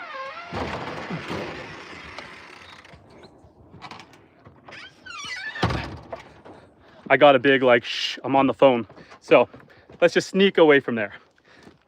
This is the stuff I need for milking. Oh no! I forgot the pail. We're gonna go set this down, and we're gonna come back and we're gonna grab the milk pail. so that we can milk them goats. So if you guys like what you're seeing and you haven't already, please subscribe. Help us get to 1,000 subscribers, help our channel grow. And if you don't feel like subscribing, that's cool too. Thanks for hanging out. I appreciate all of you one way or another. I got to make sure I don't spill the betadine. So this is betadine. It's the same kind of solution that you see in a hospital when you have an injury. It is just a sterilizing agent. You squeeze this, if I get it right, squeeze this, it comes out the top, oh boy, and it goes on the udders. That sterilizes them from any bacteria. So you put that up on the udders, get them nice and clean, squirt a little bit of milk out so you're not consuming this, so you don't get a weird taste. And let's try to set this somewhere. We'll set this down because we don't want to. Okay, let's go get the milking container and get this show on the road. Lily, come here, Lil.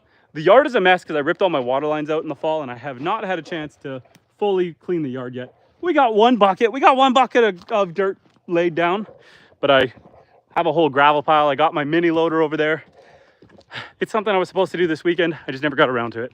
I got a little distracted fishing. Okay, let's see. Super interesting. I've never seen goats being milked. This will be your first then.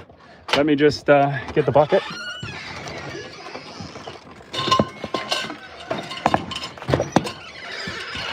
She's still on the phone. Lily! Hi, Lily Beans. Okay, we got our milking bucket. Stainless steel container, nice and clean. And now I need to be smarter. Last time I milked the goats, I got distracted by the live stream and I let the goat put their foot in the milking container. Blackout, welcome back, Blackout. How you doing, friend? When I let the goat put her foot in the container, it spoils the whole batch so that I turn it into dog food. I'd rather not feed Lily my goat milk. Mimi, it's time. Come on, Mimi. Mimi. Come on, Mimi. Mimi. Come on, I want to milk you. Come on. Come on, Mimi. Come on, Mimi. Let's go. Come on, girl. Can you get through there? How are you getting around? I know you can get around. You get out all the time. Come here, Mimi. Come on, Mimi. Come on, Mimi. Good girl. It's time to milk you. Come on. Come on. Come on up.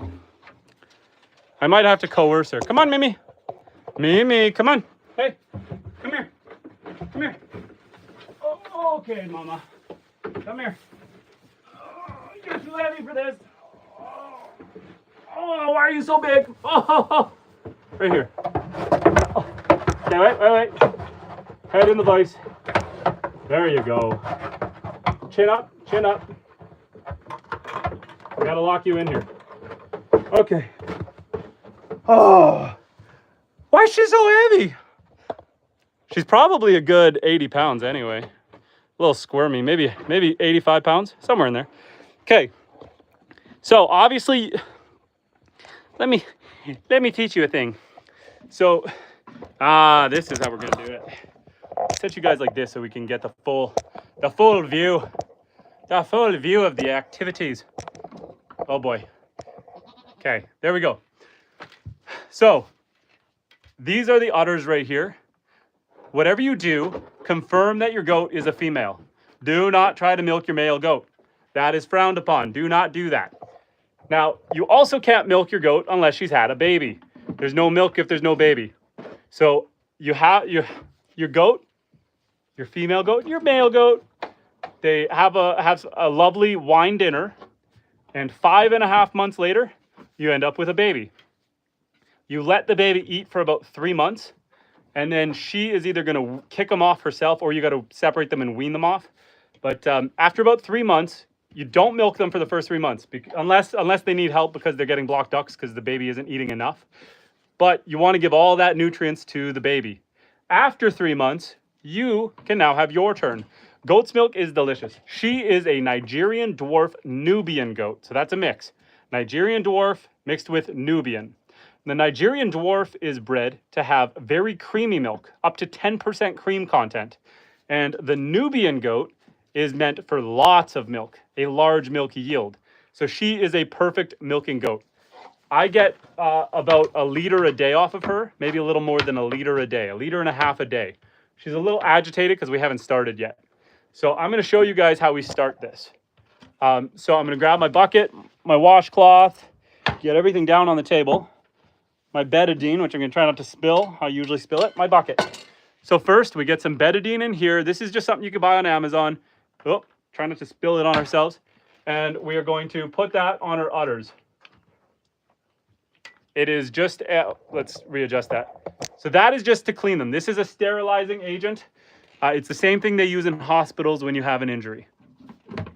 Now that that's on there, what we're going to do is we're going to take our cloth and we are going to wipe it clean. So we're just going to wipe her udder down, give her a little massage, get her used to us. The next thing we need to do is we're just going to take a squirt and squirt it onto the table. So I'm just going to put my hand here. I'm going to pinch, squeeze, and just boom, boom. We do that to get any betadine that would be on the udder off, because we don't want to drink that. It's not going to make you sick or anything, but it doesn't taste good. Okay, once you get rid of the betadine, we good? I'm just looking to make sure the milk is white. Okay, we're good. I'm going to take my cloth, wipe the table back so I don't get that on my lap. And now, let's see which way I'm going to do this. You guys. Okay, let's spin you around. So just like this, maybe. Can I get a lower? Yes, I can. Okay, guys, we are going to try to do this with my face in the bucket. So I'm just going to pull her closer. Come here, girl. Okay, so all we're going to do... She's not liking that I made the table slippery. Come over. You're too far. You're too far. You're too far. Okay, we're just going to get started. So you're going to squeeze and pull down, applying pressure with each of your fingers. And you rotate one udder, then the next. This process takes up to 10 minutes. You just rotate back and forth. Listen, Portuguese, every stroke we get a bucket full. So don't you tell me that I don't know what I'm doing.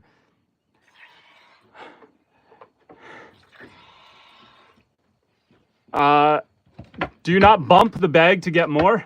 I don't find I have to. She's being a little agitated right now. We got to pull her closer. She says, I don't want to do this on live stream, guys. This is embarrassing. You're embarrassing me in front of my friends.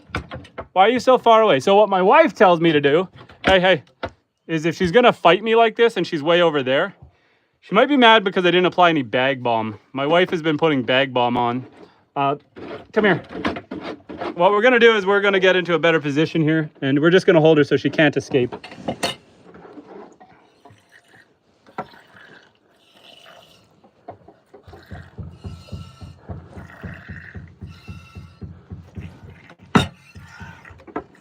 So she's a little unhappy with me right now.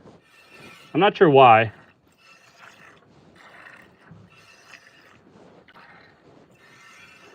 But this is what we do, man. This is homesteading 101 right here. Milk a goat.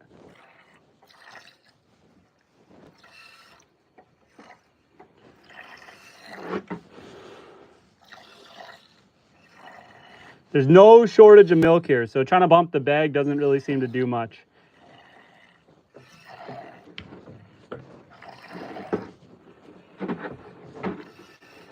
Sorry, guys. I'm having a hard time talking because she's keeping me so far away. Come here, girl. Come here. Come here. Okay? Stop trying to run away from me.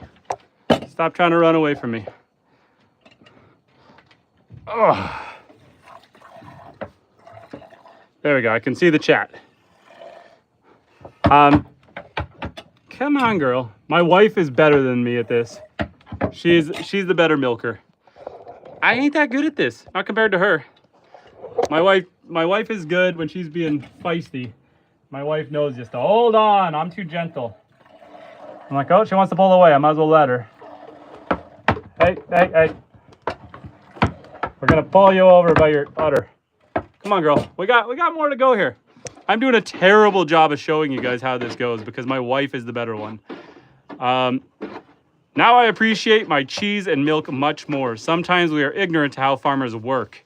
She will calm down after a few minutes, says Just a Dude. Yeah, I might just have to go to her. I just don't want to waste another bucket by letting her put her foot on it. Whoa, girl. Settle down. You're going to fall off the table. Okay. I'm also probably putting my arm right in your guys' view. Let's go like this so I can kind of see what I'm doing.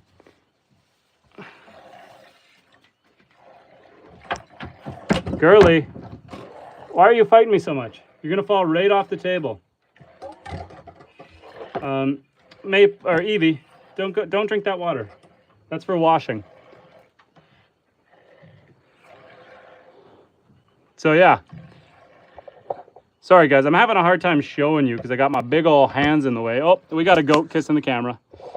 We got another one up on the table. She's saying hello. Don't drink the betadine, that's not for you. We'll set that up there. Hello. And is this done every day? Twice a day. Twice a day. Albeit, my wife does it more than I do. She's better at it.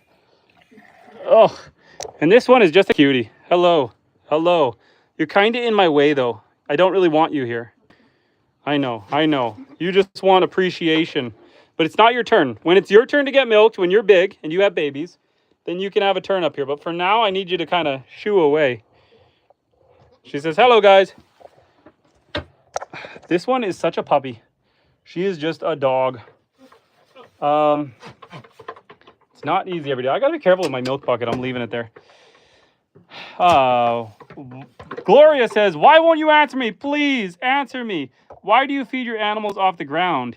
Is there a clean way to... The animals eat grass. So they eat off the ground. That's just what they do.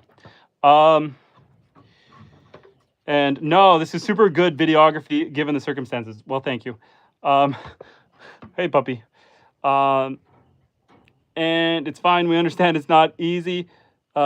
And what age is it good to eat? Is it good to eat goats? Goats you would eat around 6 months. Okay, we're gonna try this again, Mimi. You stay settled. You stay settled. And Evie, I need to set you down, girl. You're gonna make this impossible. Oh, you go down there. You come here. You come here. And don't pull away and don't put your foot in my bucket.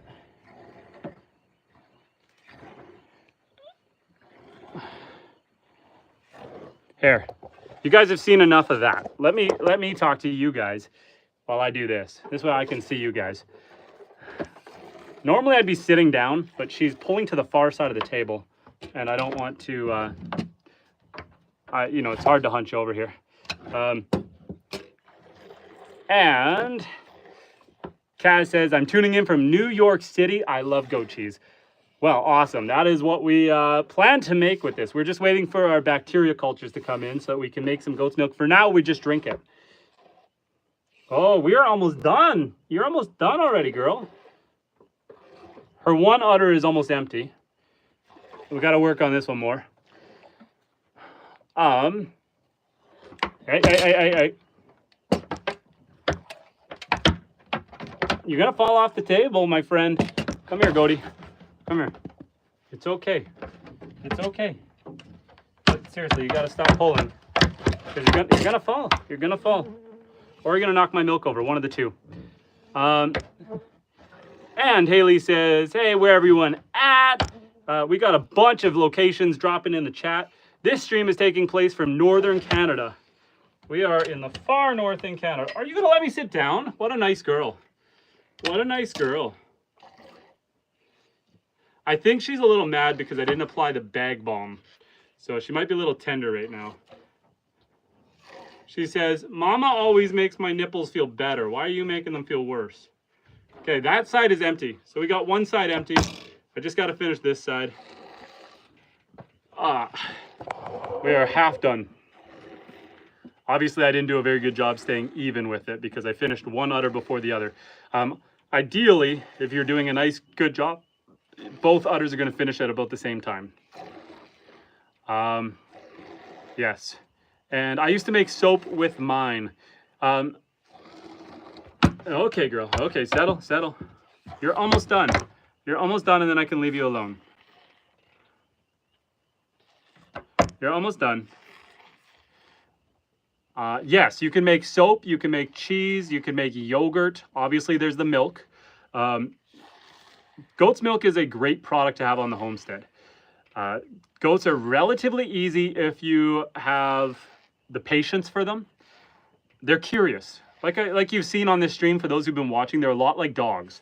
And I mean, if you just kept your dog in a cage all the time, it's going to be antsy. So if you give them the room to move around, you give them interactions, you give them treats, you play with them, you know, you give them names, you talk to them. Oh boy. Then you're going to have a much better time with the goats. If you're thinking of them as being trouble, they're going to feel like trouble. But if you're thinking of them as being fun and playful, it's not so bad. Okay, that udder's done. This one is almost done. You're so close. The mosquitoes are out, and that's probably also bugging her a little bit. And Amanda says, I wish we were all in North Canada. I almost shot myself with a blast of milk. She pulled away when I was squeezing. Okay, okay. There, she's done. So now let me show you her udders so you can see the difference. There's a little bit left in there, but you see it's more saggy than it was before. I could probably get one more squirt out of there. Oh boy, we almost shot the camera.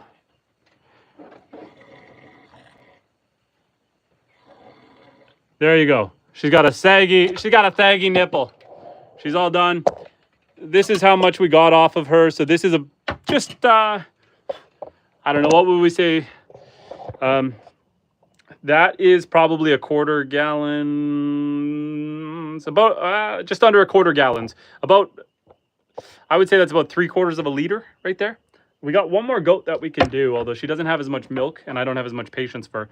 Her baby's still eating a little bit, though he's due to be weaned off. Okay, and I don't know why I never knew each udder had its own milk reservoir, like a human's, obviously. I mean, there's the one bag, but yeah, it's kind of the two sides. Okay, we're gonna let her out so she doesn't get too agitated. Let's put the milk up high so we don't spill it. We've done that. And here she is. Hello, girl. We're gonna let you out, okay? There you go. You're free. You're free to go. And hello, how you doing? Okay, you can go. You're free to go. You're free to go, girl. You're good. Yep, there you go. Okay. We did it. We accomplished that. That's one down. We need to do the other one, but she tends to fight me a little more. She's not as quick to just come jump on the table. What else we got going on in the chat? Look at that beautiful field behind me. That is an awesome part of the homestead. Just the lovely green fields behind us for the cows and goats to eat at. Just trying to catch up with you guys. Sorry, that was a little bit hard to read text and do it. So if anyone asked a question that I didn't answer, now's your chance. Let me go wrangle up the other goat that needs to be milked still, but now's your chance to ask again so that I can catch up with you guys. And Amanda says, Face Web Jenkins, he can't answer that. Oh, no, Moonshine. Well, now I want to know what the question was. How long ago was FaceWeb? Oh, there he is. Have you made apple moonshine? So I'm going to tell you a little bit about me. I don't drink. I don't smoke. I used to be a teenager. I used to drink. Used to party with the boys. But nowadays, I don't drink. So have I made apple moonshine? No, I don't really have a use for it. I have thought about... I harvest birch sap every year. Birch sap is like birch water, birch syrup. Think maple syrup. It's the precursor. This is a poplar, but still, if this was a birch tree, in the spring when the leaves are starting to bud, if you drill a small hole and tap the tree, you're going to get a lot of that naturally filtered water, and it's going to pick up the natural sugars and minerals from the birch tree. So it's full of manganese, magnesium, vitamin C, B12, natural sugars, all that good stuff. Some iron. And so when you drink it, you get all that nutrition. Now, it does naturally ferment because there's natural sugar. So you can make beer or spirit out of birch water. I just drink it as water. I just pressure can it to preserve it or freeze it. And there you go. Do you have tree houses? Not yet. I am planning to build my next hunting stand in a tree. That'll basically be a tree stand. But yeah, stainless steel containers, it is a very good idea to feed your animals out of to keep from picking up worms, right? I have heard that. The other thing that's good is if you have any, oh, what's the plant? Why can't I think right now? White flowers. What is it? My brain is not working. It grows everywhere around here. There's certain plants that you could feed your animals that help naturally deworm them. My brain is not working. Yarrow. Thank you, brain. Yarrow. Yarrow is a type of plant that you can feed your animals. It grows in my area everywhere, and it helps naturally deworm them. And how is birch syrup compared to maple? I love it. It's really good. However, it takes about 150 liters of water to make 1 liter of syrup. So it takes a ton of water to process. So it takes a ton of time. I live off grid, takes a ton of resources. So I don't bother.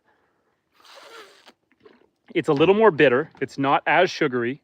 So it's more savory. I prefer doing birch syrup on things like bacon. It's savory. So you can put it on pork, put it on steaks. It's good that way. Do you have any boll weevil issues attacking your birch trees? Not up here. It gets too cold, I believe. I'm in the far north in Canada, so a lot of those kind of issues aren't really our issues. And yes, there's no way to completely prevent parasites on the farm. If they're eating off the ground, they're going to get something. And pumpkin seeds too, apparently, and daisies. Georgia says daisies. Gino says, you own the lake? I don't own the lake. Where I live, the lake is protected. Nobody really owns the lake, but I'm pretty well the only person on it. So basically, I own the lake. And is it more labor intensive versus maple? The process is the same. You basically just are boiling it down. However, maple only takes about 30 liters to get 1 liter. So you get way more syrup off of maple, and it's way sugarier, more tasty. And Catherine says, hey, y'all. How you doing, Catherine? And Gino, he doesn't own the lakes. Technically, my property does go into the lake. My property line goes pretty far into the lake, but there are different laws so that if the water is high, it's kind of property of the crown. We are up here in northern Canada. We still follow the monarchy. All hail the king. I don't know. Oreo, I want to milk you, girl. We're going to go check her and see how much milk she actually has. Because if Bast has been eating lots and she doesn't have much milk, I'm not going to bother. I'll skip it till the morning. But let's go check if she's got good milk right now. If she's got good milk, we'll drag her over. The grass is nice and green here. Lots of fresh food for all the goats and the cows. And we got the duck house back there. And yes, here's the view. Look at that. The brown here is the leftovers from the hay bales from the winter. But we got the field, the cow. Look at that. That is almost as good as seeing baby rabbits on live stream right there. Does your goat's milk have the sweaty aftertaste? No, not this particular goat. It's really creamy. It's like 10% cream. So I don't know. It just tastes like you're drinking your coffee creamer. It's really good. We got a sunset in the background. We got a cow. I'm in the process of acquiring a bunch more cows. I had 2 cows. I had a bull and my heifer. And I was planning to breed them, but my bull is way too big. My heifer was way too small. They're both Black Angus cows, but he was a giant. She was kind of neglected. What happened with her is her mom had given birth to her in the bushes on a different farmer's property, and he didn't know she was born. It's really hard to tell when a cow's going to give birth. It's not like a human. It's not. They have such a big body that they can hold a baby cow in them, and it's really hard to tell how far along they are and if they're even pregnant. I had people wait the 9 months and pregnant at all because a baby never came. So anyway, she was born in bushes, and what ended up happening is the farmer didn't find her for 2 weeks. When he did find her, she was skin and bones and on death's door. And so he gave her to me, and I bottle fed her. and gave her a bunch of we gave her a bunch of medicine and got her up to health. However, because of that whole ordeal of missing 2 weeks of eating, she was very stunted. Her growth was small. So she's full size here. She should be a 1,200-pound cow. She's more like a 700, 800-pound cow. And that's as big as she's going to get. So my full size bull, which was born so big that his mom died, she was also bottle fed. He was way too big. And then what ended up happening is I have an old hockey injury. Good old Canadian boy. Used to play hockey. And basically I broke my back. And every once in a while, it'll throw out on me. And so this particular time was the worst that it had ever happened. My back threw out and I was down for about 6 weeks, but there's still the barn to muck. There's still chores to do, water to haul out, animals to take care of. During that 6 weeks when I was injured, he started getting really aggressive with me. Normally, when he'd try to headbutt me or charge at me, I couldn't do it. I just had no strength in me. I was hobbling around. I couldn't get away from him. And he started getting used to being able to throw me around, hit me, charge at me. And it all boiled down to one night when I was helping with the birth of this guy. It was like 1 a.m. and I helped the moms give the birth, took care of the baby. And I was still hurt. I was just coming off that injury, but I was still hurt. And I came out of the barn and he looked at me from about here. So I was way down in the barn, way down there, and he was out here. And he came running at me. He probably got up to like 20 miles an hour and he slammed right into me. I went flying about 5 feet. My wife was watching. She was traumatized. She was terrified. I went flying. Thankfully, there was still snow on the ground. So I kind of just hit the snow and rolled. And then he turned around, charged me again. But I managed to get out of the way that time. At this point, the adrenaline kicks in. And so I managed to get away from him. That night at about 4 a.m, I went out to the barn. He was in there. And I just screwed 2x4s to the barn. I locked him in there. 2 days later, I sent him to the butcher. There are way too many stories of people getting killed by their cows. You'd be surprised. More people die from cow attacks than from sharks and lions combined. This is a true story. Now, there's a lot more cows, so the odds are a little bit skewed towards that. But a 1,400-pound cow that decides they want to ram into you, they can do a lot of damage. I got really lucky. He never stepped on me. When he hit me, I went flying. That was a good thing. So the moral of a story when you have a homestead like this, if you have an aggressive animal, you need to get rid of it. There's no room to get hurt on the homestead.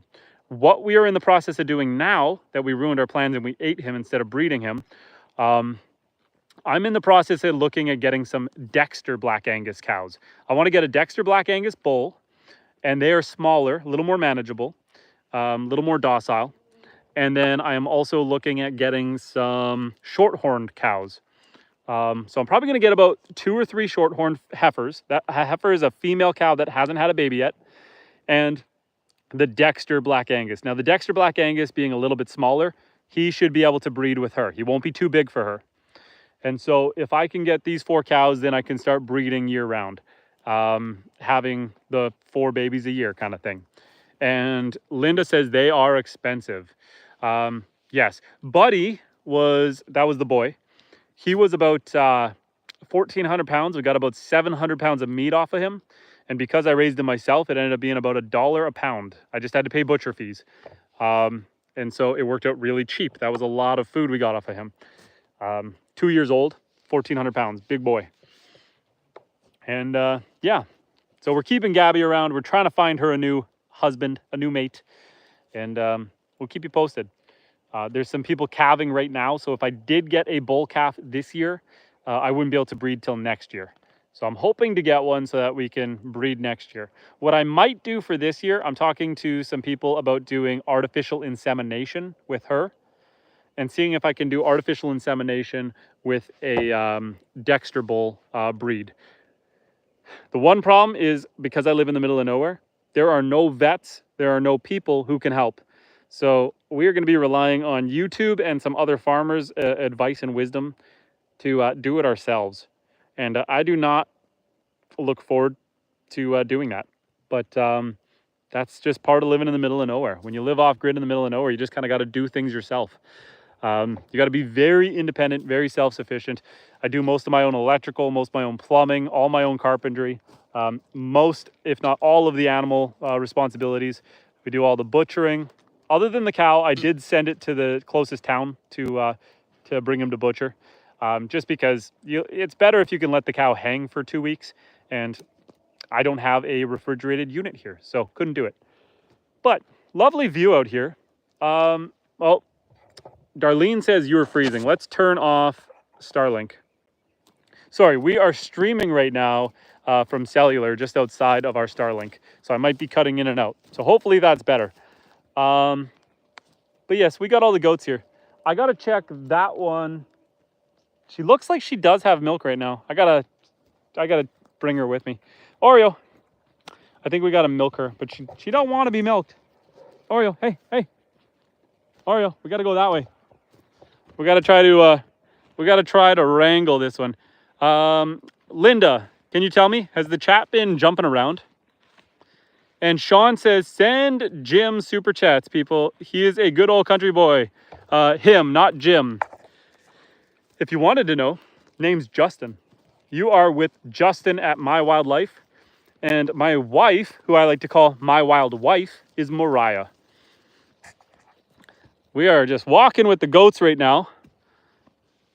And Sean, I don't think we've unlocked super chats yet. We're not quite monetized yet. So we're just here doing this for fun. We haven't made $1 off of this. We're just hanging out with you guys, enjoying your company. We aren't doing this for the money. We're doing this for the lifestyle and for the friendship, the fellowship. And yeah. Okay, Linda says it was lagging earlier, but it's good now. Sorry about that, guys. When I'm over by the house, we're on Starlink. And right now, we're heading back that way. But I turned the Wi-Fi off, so it's not going to kick in and out again. But yeah, it was... we were probably in between going from Starlink to cellular, so it was lagging. Sorry, guys. Haley says, we got to keep sharing with our friends. And if there's anything you guys ever want to see specifically, let me know. The pigs. We saw the pigs earlier. But what the plan is with the pigs, so the pigs are over in the forest over here right now. But I want to get them along my fence, along the forest. And the goal is to rotate the pigs through the forest along my fence line so that they can clear up the bush and open up more pasture for us. Then down the road, we can shimmy that fence back or make second or third fields for them. So what do I do for a living? I don't like to get too specific, but I do run a logistics company. It's in the closest town to me. It's pretty far away, but yeah, I run a company on my Monday through Friday. So you guys are only going to catch me streaming here about 3 to 4 times a week, usually this time of night, because during the day I am busy with my 9 to 5. For some perspective, okay, first off, it is really hard to live off grid. I mean, I got minimal solar here, but all this fencing, this smaller field that we're standing in right now, that was about $6,000 worth of fencing doing it myself. The bigger field, so the bigger field that's on the other side of the fence, and right now I have the gate open, so the animals have access to both fields. But the bigger field was like another $7,000 in fencing. So we're $12,000 in fencing to do 30 acres. So that wasn't cheap. The batteries to power my house, I live off grid. I spent over $10,000 on batteries just to power the place. Solar panels, I already had lots, so that was covered. But probably another $1,000 in wiring. I just ripped out all of my water lines and replaced all my water lines, hence why my yard is an absolute disaster. I need to finish fixing that. I've got a pile of gravel over there and a pile of soil. I need to level the yard and do that. But the water lines was like another $15,000. So everything costs a lot of money. This is not a cheap lifestyle, but it is a wholesome lifestyle. It's a great lifestyle to raise my kids. Yesterday, I spent the morning when my family was gone. We did a little live stream during the day, and I was out fishing. caught a whole whack of fish. As soon as my family came home, we ended the live stream and I brought my kids out fishing, and then they caught a whole bunch of fish. And then I was able to leave my oldest 2 sons out on the dock, and they were fishing by themselves and catching fish. It was awesome.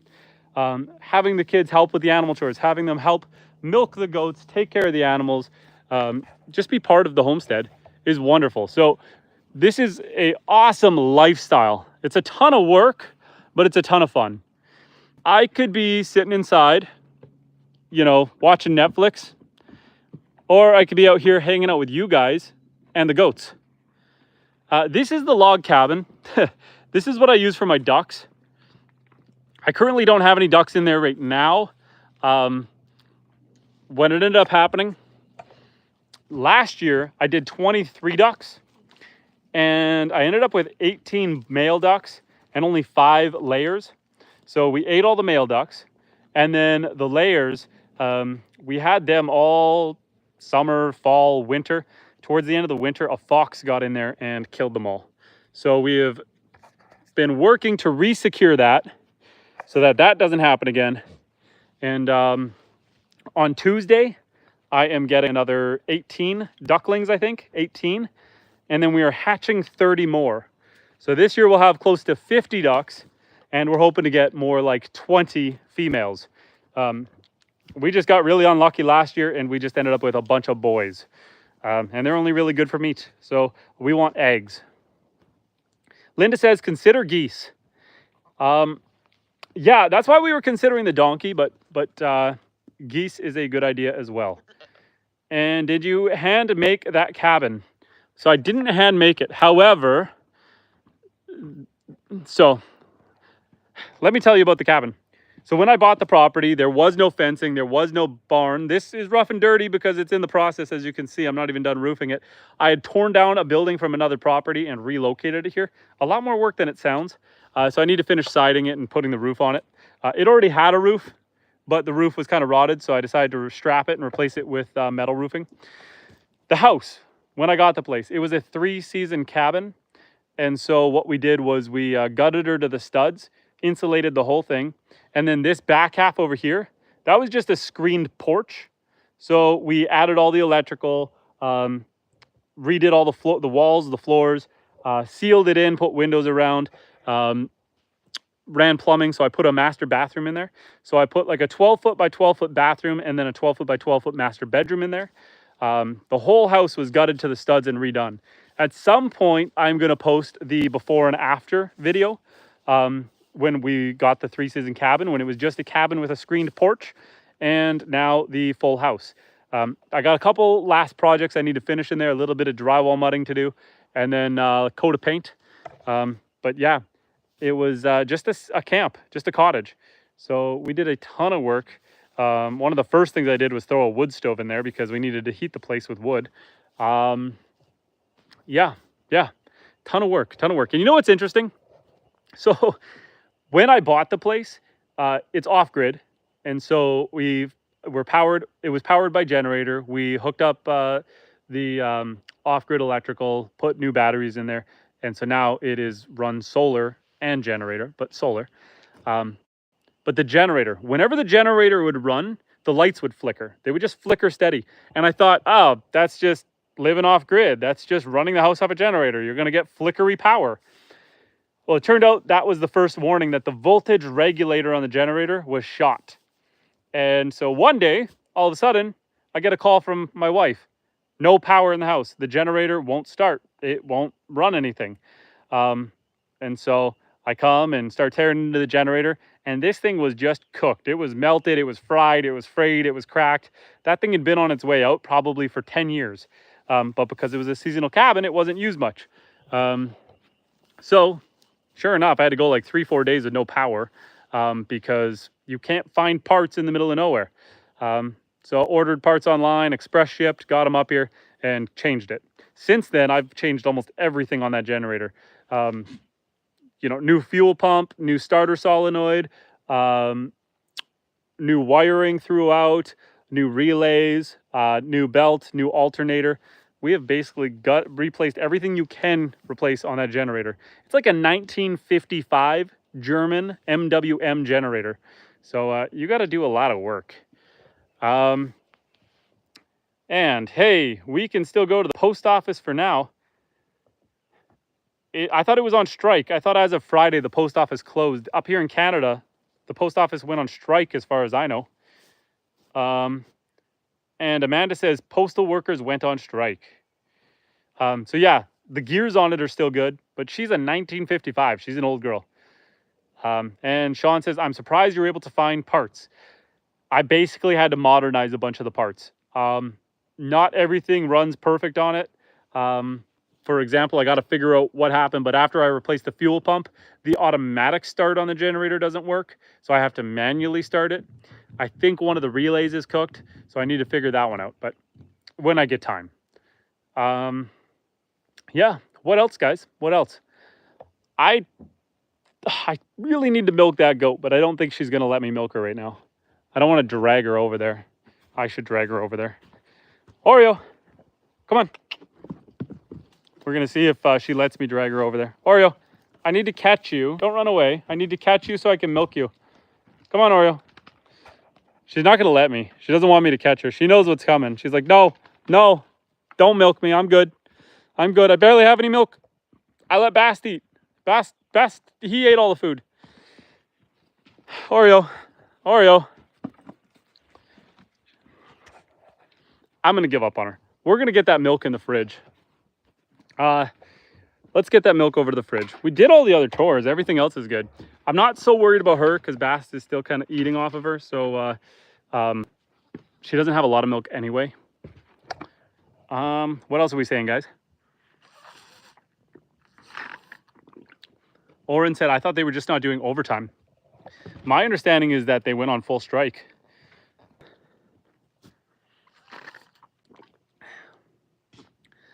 Sean said, hey, you're doing what you can. I would make 20 to 30 minute videos and post them 4 to 6 days a week. I really should take more clips out of this. But as of right now, I've just been enjoying hanging out with you guys. My dog is licking up the scrap milk off the table. Lily, are you cleaning the table? Are you cleaning the table? And Amanda says, you're a farmer and mechanic, dad, husband, son, and animal lover. How amazing. It's busy though. It's good, but it's busy. Although we've just been chilling, so I can't say it's that busy. We've been hanging out. Although there's lots to do, but that's fine. And I'm surprised they don't like being milked. I would have thought they'd be a relief. So the one goat that we milked earlier, yeah, she came when I called. She jumped up on the table by herself. But this one, she's still letting the baby, Bast, who should be weaned by now, but she's still letting him eat. So she doesn't have a lot of milk, so she's not in discomfort. She barely has any milk right now, like, available because he's been eating it. So the only thing is he doesn't need to eat it. He's going to get fat. He's like 3.5, 4, he's like 4 months old. So he no longer needs to eat the milk. Let's grab all our stuff to get it inside the house. And, oh boy, we're spilling betadine. Okay, let's try to hold everything in one hand here, and still, I want to see what you guys are saying. Okay, give me 1 second, guys, to catch up on the chat, because I don't want to spill my milk. So, I think we leave the betadine here for a second. Let's bring the milk in. We're going to bring the milk in and strain it through the cheesecloth. Welcome back, country. And then give me a second and I'll catch up with what you guys are saying. I really don't want to spill my pail.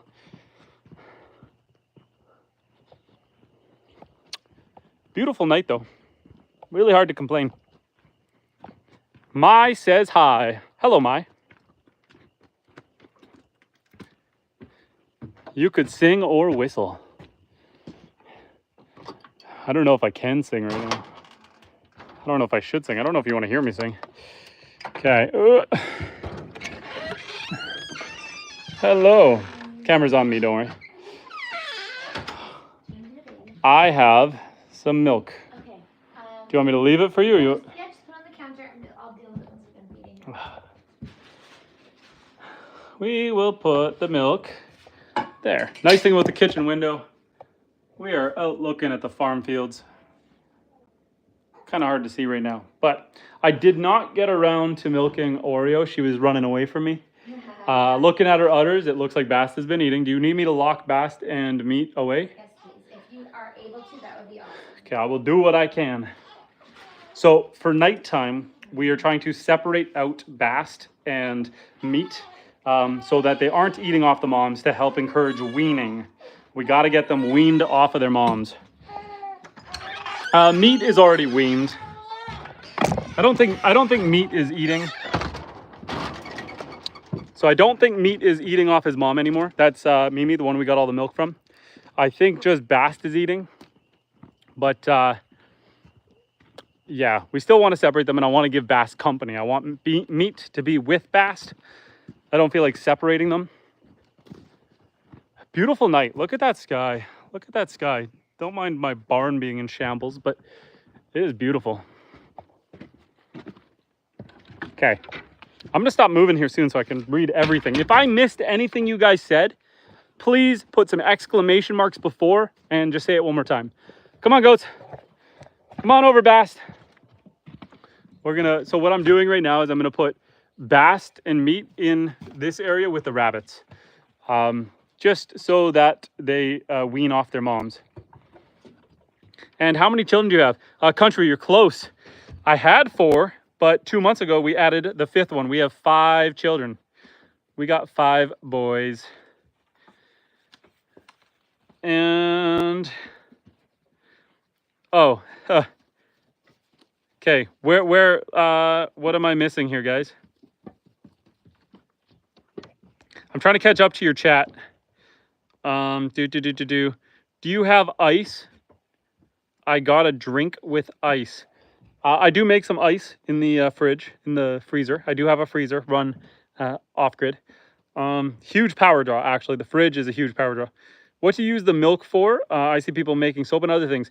So because this is really creamy milk, because it is a Nigerian dwarf Nubian goat, we drink the milk. You can make cheese and yogurt as well. And how do you prep the milk for consumption, or is it basically ready to go as is because of the betadine? It's ready to go as is. All we do is we run it through cheesecloth, so a fine mesh strainer. This goat is chewing on my legs. What are you doing? Don't eat my pants. We run it through a fine mesh strainer to get any hair or anything that I might have dropped in it off, and then it's good to drink. You're supposed to pasteurize it, meaning bring it up to like 175 degrees Fahrenheit for 5 minutes or something, according to the Food Drug Association. However, it's fine to drink as long as you know you did a good job and it's clean. So we use the betadine to make sure that there's no bacteria, and we make sure no feet get in it. We make sure our pail is clean, our hands are clean. We just make sure everything is clean. That's why I keep a bucket of soapy water out there too, so I can wipe down her udders after I use the betadine and wash my hands.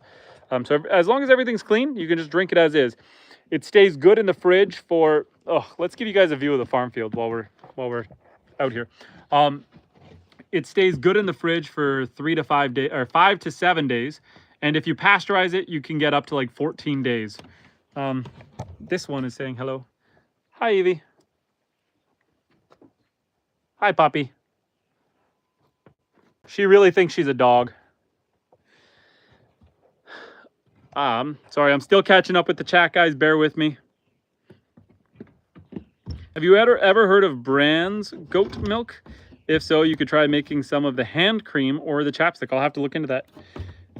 And the only thing you see is that I need a donkey or 2. We're talking about it. People are iffy as to whether or not I should get a donkey. We're talking about maybe getting 2 donkeys so that we could breed them. Amanda says, I blocked the weirdo. And Copper Lapis got timed out by Country. I missed that. Thanks, Country. We're starting to get some interesting folks in the chat.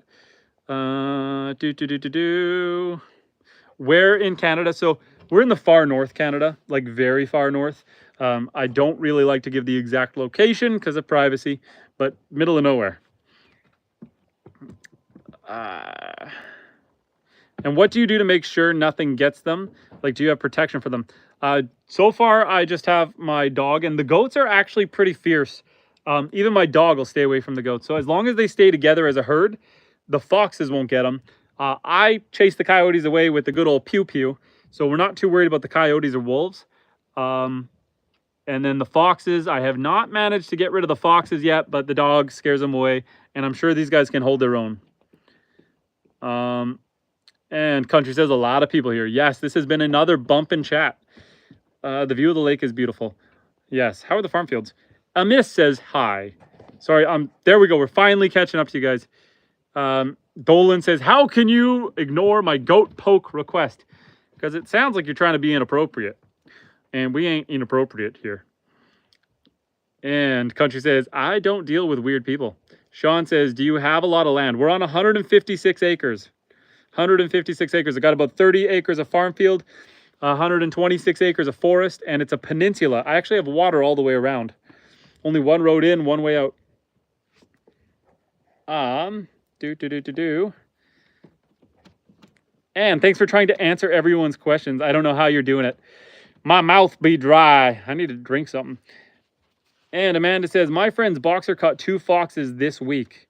Nice. My dog, Lily, look at that. I'm sweaty. My dog, Lily, is more likely to play with the foxes than to actually scare them away, but they don't know that yet. So we're just going with it. And yeah, Sean says, oh, dang, that's a lot. Yes, it is wonderful. Bast, come here, Bast. Come here, buddy. Come here, Bast. Come on. Come here. You. I want you. I need to get Bast and I need to get Meat because they got to go in there. Okay, Bast, let me pick you up. Hey. Bast. Bast. Hey. Hey. He knows what's happening. He doesn't want to be separated from Mom. Meat doesn't mind. Come here, Meat. Ah. Hello. Say hello to the chat. This is Meat. And I'm actually really upset that I'm going to eat this guy because he is so adorable. Look at him. I wanted to trade him or sell him, but nobody wanted a male goat right now. But he's going to be with us for a few months. So there's hope for him yet. Maybe someone will need a companion animal. You might not get eaten at the end of the day. As of right now, that's his destiny. I know. Bear with me one second, guys. I'm trying to undo a door latch, hold a phone, hold a goat, keep other goats out. All with one hand. Okay. Meat is in there. Got to keep the door latched. Okay, now I need to get Bast. One more. Sorry, 1 second. Bast, don't run away, Bast, hey. Oh.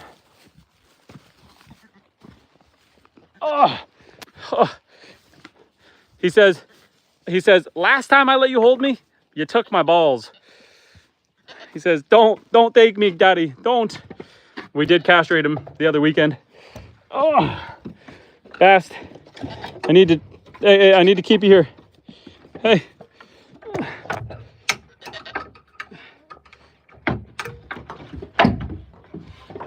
Okay, Bast, in you go. Okay, so for those of you confused as to what I just did, I just put Bast and Meat in here.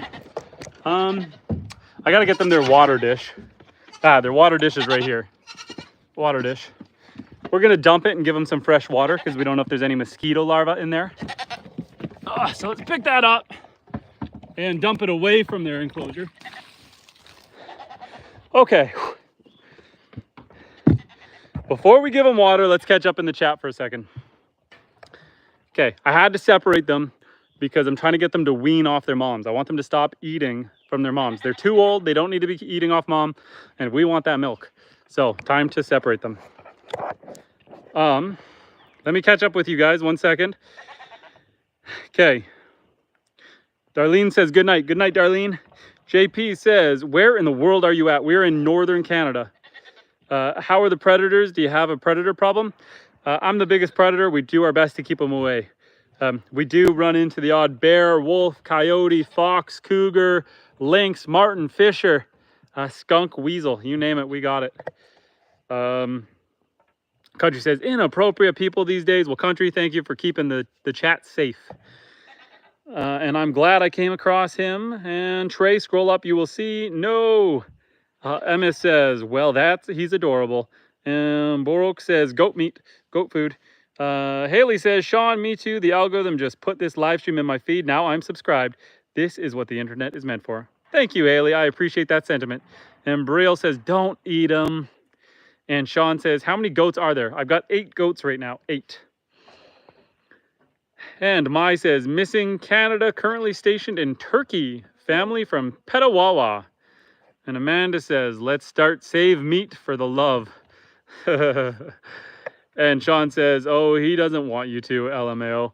And Baroque Blues says, if you've ever gotten beef fajitas at a Mexican restaurant, it was goat. Probably. If it's fresh, it's hard to tell the difference. And and this says, last time I let you hold me, you took my balls. Yeah, poor guy. Sean says, very nice. That way nothing gets a hold of them at night. Remix says, yeah. And Amanda says he missed. That was funny. Country says, you're welcome. Amanda says, Yetis. We got Yetis. We got Sasquatch. We got Bigfoot. You name it. He's back there somewhere. Someone keeps pooping in the woods, and my wife says it wasn't her. So it's got to be Bigfoot. That's a joke.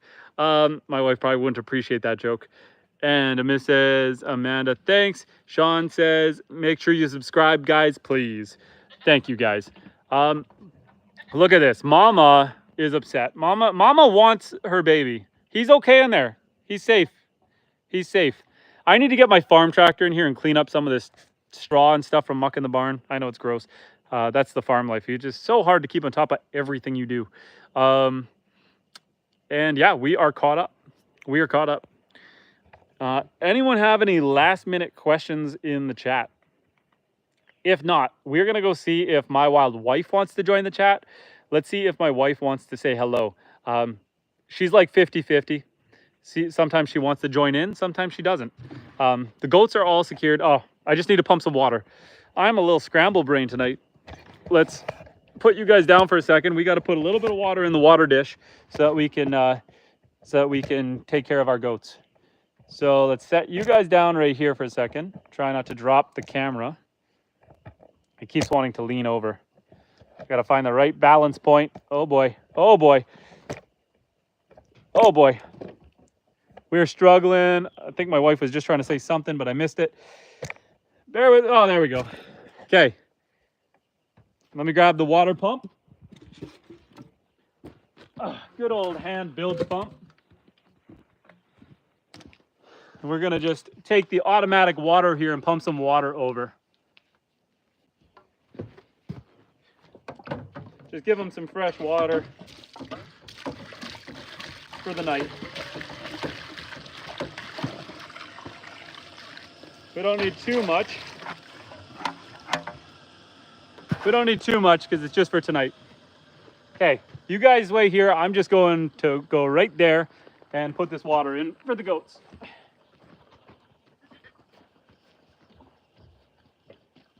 There, guys. Some water. Fast. No, thank you. No, you need. No. Okay.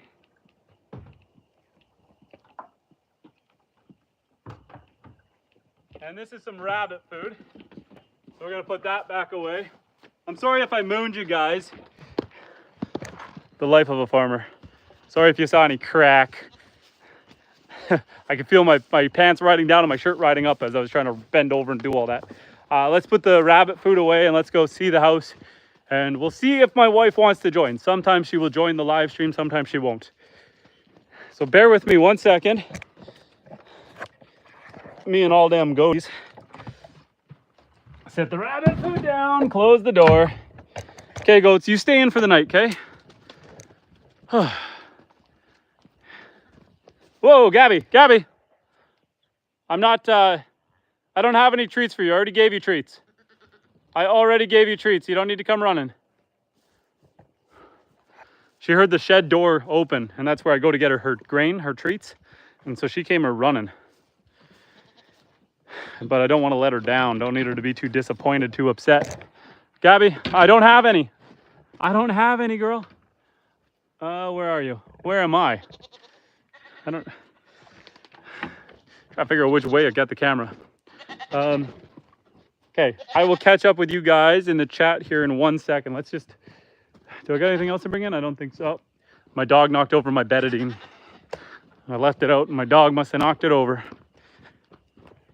Okay. Oh. Let's try to pick this up. Okay, always something going on. So we're gonna see if my wife wants to join in the chat for a hot minute. If she's already in bed, then I'm gonna end the stream and tell you guys goodnight. So let's see what she wants to do. And I'll catch up to the chat before I leave. So don't worry, if you guys are asking questions, we're gonna get caught up here in 1 second.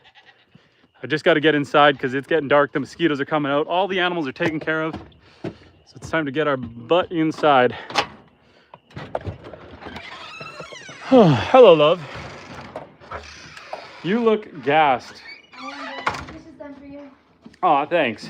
Do you want to take a break and chat with people for 5 minutes? We got a bump in chat. You sure? The chat would love to see you. I'm gonna put this down. You look great. Don't worry. You did your makeup today. You look good. It's the end of the day. You're tired, but you look great. All right. Let's see here. Oh, okay, let's go sit down on the couch. Okay, I'll be right there. I just gotta not leave this in the place. Okay. Okay, we're gonna sit down. Oh, okay. I made lots of room. Okay, guys, give me a second to catch up. My wife is coming on to the chat, and I know you guys would love to talk to her. So give me 1 second to see where we're at. Blah, blah, blah, blah, blah, blah, blah, blah, blah, blah, blah. YouTube moderator says, I liked your episode on Yellowstone. Don't I look like that? I belong there. You guys get me signed up on a TV deal. You need to start doing videos like I said. Yeah, smaller videos broken up. I definitely need to, but it's all about trying to find the time. I do work my full-time job. I got the homestead. I'm trying to stay on top of all the chores here. And we're still developing the homestead. We're in the process, like we're building new barns, new buildings. We're finishing old buildings. So it's hard to find time to come through, edit videos, trim them up. That's why the live streams are great. We get to have this one-on-one real-time interaction with you guys, and we don't have to edit it. We just get to be real and authentic and hang out with you guys. Georgia says, don't forget Baston Meat's water. We got it. I gave them their water, Baston Meat. I put them in the thing and I had to bring them fresh. Yeah. I dumped their water and gave them fresh because there's lots of mosquitoes, so I don't want any mosquito larvae in there. Definitely. So I give them fresh water. Eva says, where are the rabbits? The rabbits were just on the other side of the divider wall. So I got the goats in one section and then 2 more pens for the rabbits. We were visiting with them earlier. So if you check out the earlier parts of the live stream, you will see the rabbits. We have been streaming for 142 minutes. And are you going to process that cow, or is that animal raised not for meat? That one is going to be one of our breeders. So we don't plan to eat her. Where am I from, Darren asks. We are from Northern Canada. And Lisa says, don't be goofy. You can't kill them. They're too cute. The cow loves you. Go vegan. Eat tofu. Tacos are the best. Vegan tacos are the best. Sean asked if I have any chickens. No, but we're currently hatching duck eggs. Most ranchers and farmers have bad backs. I do. Joel, I do, but mine's from a hockey injury. We're working to try to recover it as we talk. We're doing lots of exercises, trying to stay fit. And Amanda says, look at her. She's beautiful. Aw, there's my wild wife. Okay, we are all laying on the couch in PJs. Don't worry about how you look. We got a wholesome chat here. And the 7th one will be the boy. Just keep trying. So we have 7th, we only have 5. We have 5 boys. We have 5 sons. And Texas says, I am doing the same thing. I love the live stream. Thank you, Texas gal. The best part, then, do live streams. I do appreciate you going live. Don't take me wrong. Well, thank you, Sean. And Amanda says, hey, I see the rosaries. I was wondering about your faith and relationship. I knew you were a friend of God's. And CJ says, can you do... Victory Screech. I don't know what SpongeBob's Victory Screech is, so I can't help you there. We live off grid, so we don't watch TV. Sorry. And proud of you and wild wife. And Darren says, really, I am from Ontario, Canada. Ooh. And Texas gal says, getting late, enjoy the evening. God bless everyone in the chat. Well, thank you, Texas. Sean says your wife is very pretty and will Oh. have a lot of help in a few years. Yes, yeah. Right Sean- now, it's. Oh, sorry. Go ahead. No, go. You go. I would say right now it's a lot of work doing all the homesteading with everyone so little, but they're all gonna, they're growing up. They help out as much as they can right now, and as they're getting bigger, exactly, they're gonna be very helpful. Lots of strong men around. Yes, and like yesterday, our oldest two sons, they went out fishing on the dock. I was within earshot. I had a walkie-talkie with them, but my second youngest was on the net. My oldest was fishing, and they managed. Second oldest. My second oldest. What did I say? Second youngest. My second oldest was using the net. My oldest was fishing, and they managed to get 3 fish for supper. So they are starting to get very resourceful. Yeah, that was exciting. And Yes, my wife is the seventh. What? She is the 7th member of the family, and she is the only girl. She is outnumbered 6-1. And Matt Nunez says, Gordie Howe Bridge by me just got finished. Well, I'm glad you got a good bridge. Good. I don't know what the Gordie Howe Bridge is, but I'm glad it got finished. I need to warn my wife here for a second. You need to be careful when you read the chat. You got to read it in your head, then read it aloud, because sometimes some trolls sneak through the chat and you get things that when you say it out loud. How long have we lived here? Sound bad. We've lived here for almost 2 years. Yes. Okay, that's an exaggeration. A year and a half. A year and a half. A year and a half. Now, I'm very good at exaggerating things. When we bought the place, like I said, this was a 3-season camp. And we have fully gutted and renovated the house. There were no barns, there were no outbuildings, there was no fencing. So we have been working hard. We started the chat with the apple orchard. That was brand new. It's almost done. It's boarded up, so the goats shouldn't be able to eat the apples. But everything is new. So it's a lot of building, a lot of infrastructure, a lot of work. But it has been a busy year and a half. And I have to lean forward to see all the writing. On top of this, the last year and a half, last year I had a bunch of health problems. So I had like 5 surgeries. So while I was building all this, it'd be like, I'd have a surgery, I'd be down for a couple weeks. And then as soon as I was able, it'd be like, hey, back to renovating the house, back to working. And then I'd get that, health checkup, get that call. The surgery wasn't fully successful. I'd have another surgery. And so I went through 5 surgeries, and the last one was a doozy. Like I needed home care for 2 months. Yeah. Like it was bad. And so during all of that, trying to build all of this and renovate everything, I'm good now. I'm healthy now.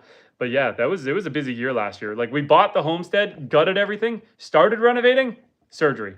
It's like, holy man, my wife is a saint for dealing with me.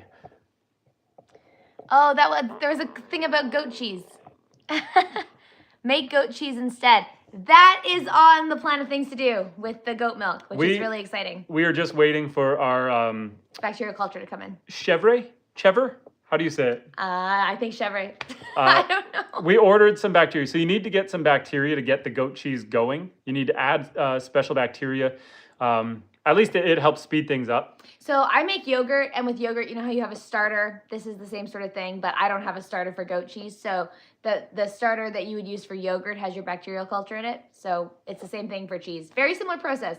I've made yogurt lots. I've never made the cheese, so I'm excited to do that.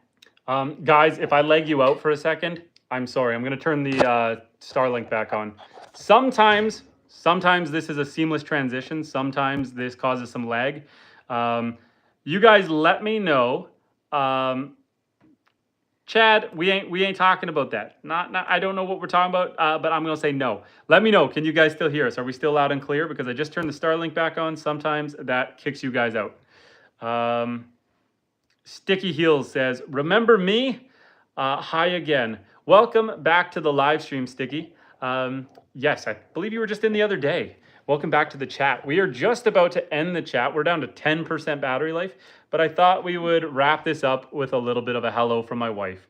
If you guys have any questions, let me know. Nice hat. Look, we are getting a nice hat. Thank you. Thank you, Haley. I like your property. Thank you very much, Darren. My eyes are not as good as his eyes. He's doing this really well. We really love our property. We were just talking about that today, how blessed we feel that we've managed to find this property. Yeah, I like to joke that I am one of the most hardcore doomsday preppers. So after COVID, when the world was getting a little crazy and then the war with Russia was going on, I used to have glasses. And so this is what I looked like, just like this.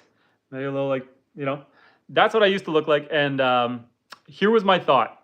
My thought was, if the world goes for hay in a handbasket and I need to survive on my own, I cannot have glasses, because if they break or they get scratched up or anything happens in the long term, I'm blind. This was literally something that he said going into it. This wasn't an afterthought. This was literally a reason he got eye surgery. I rely heavily on hunting, and I need my eyes for that.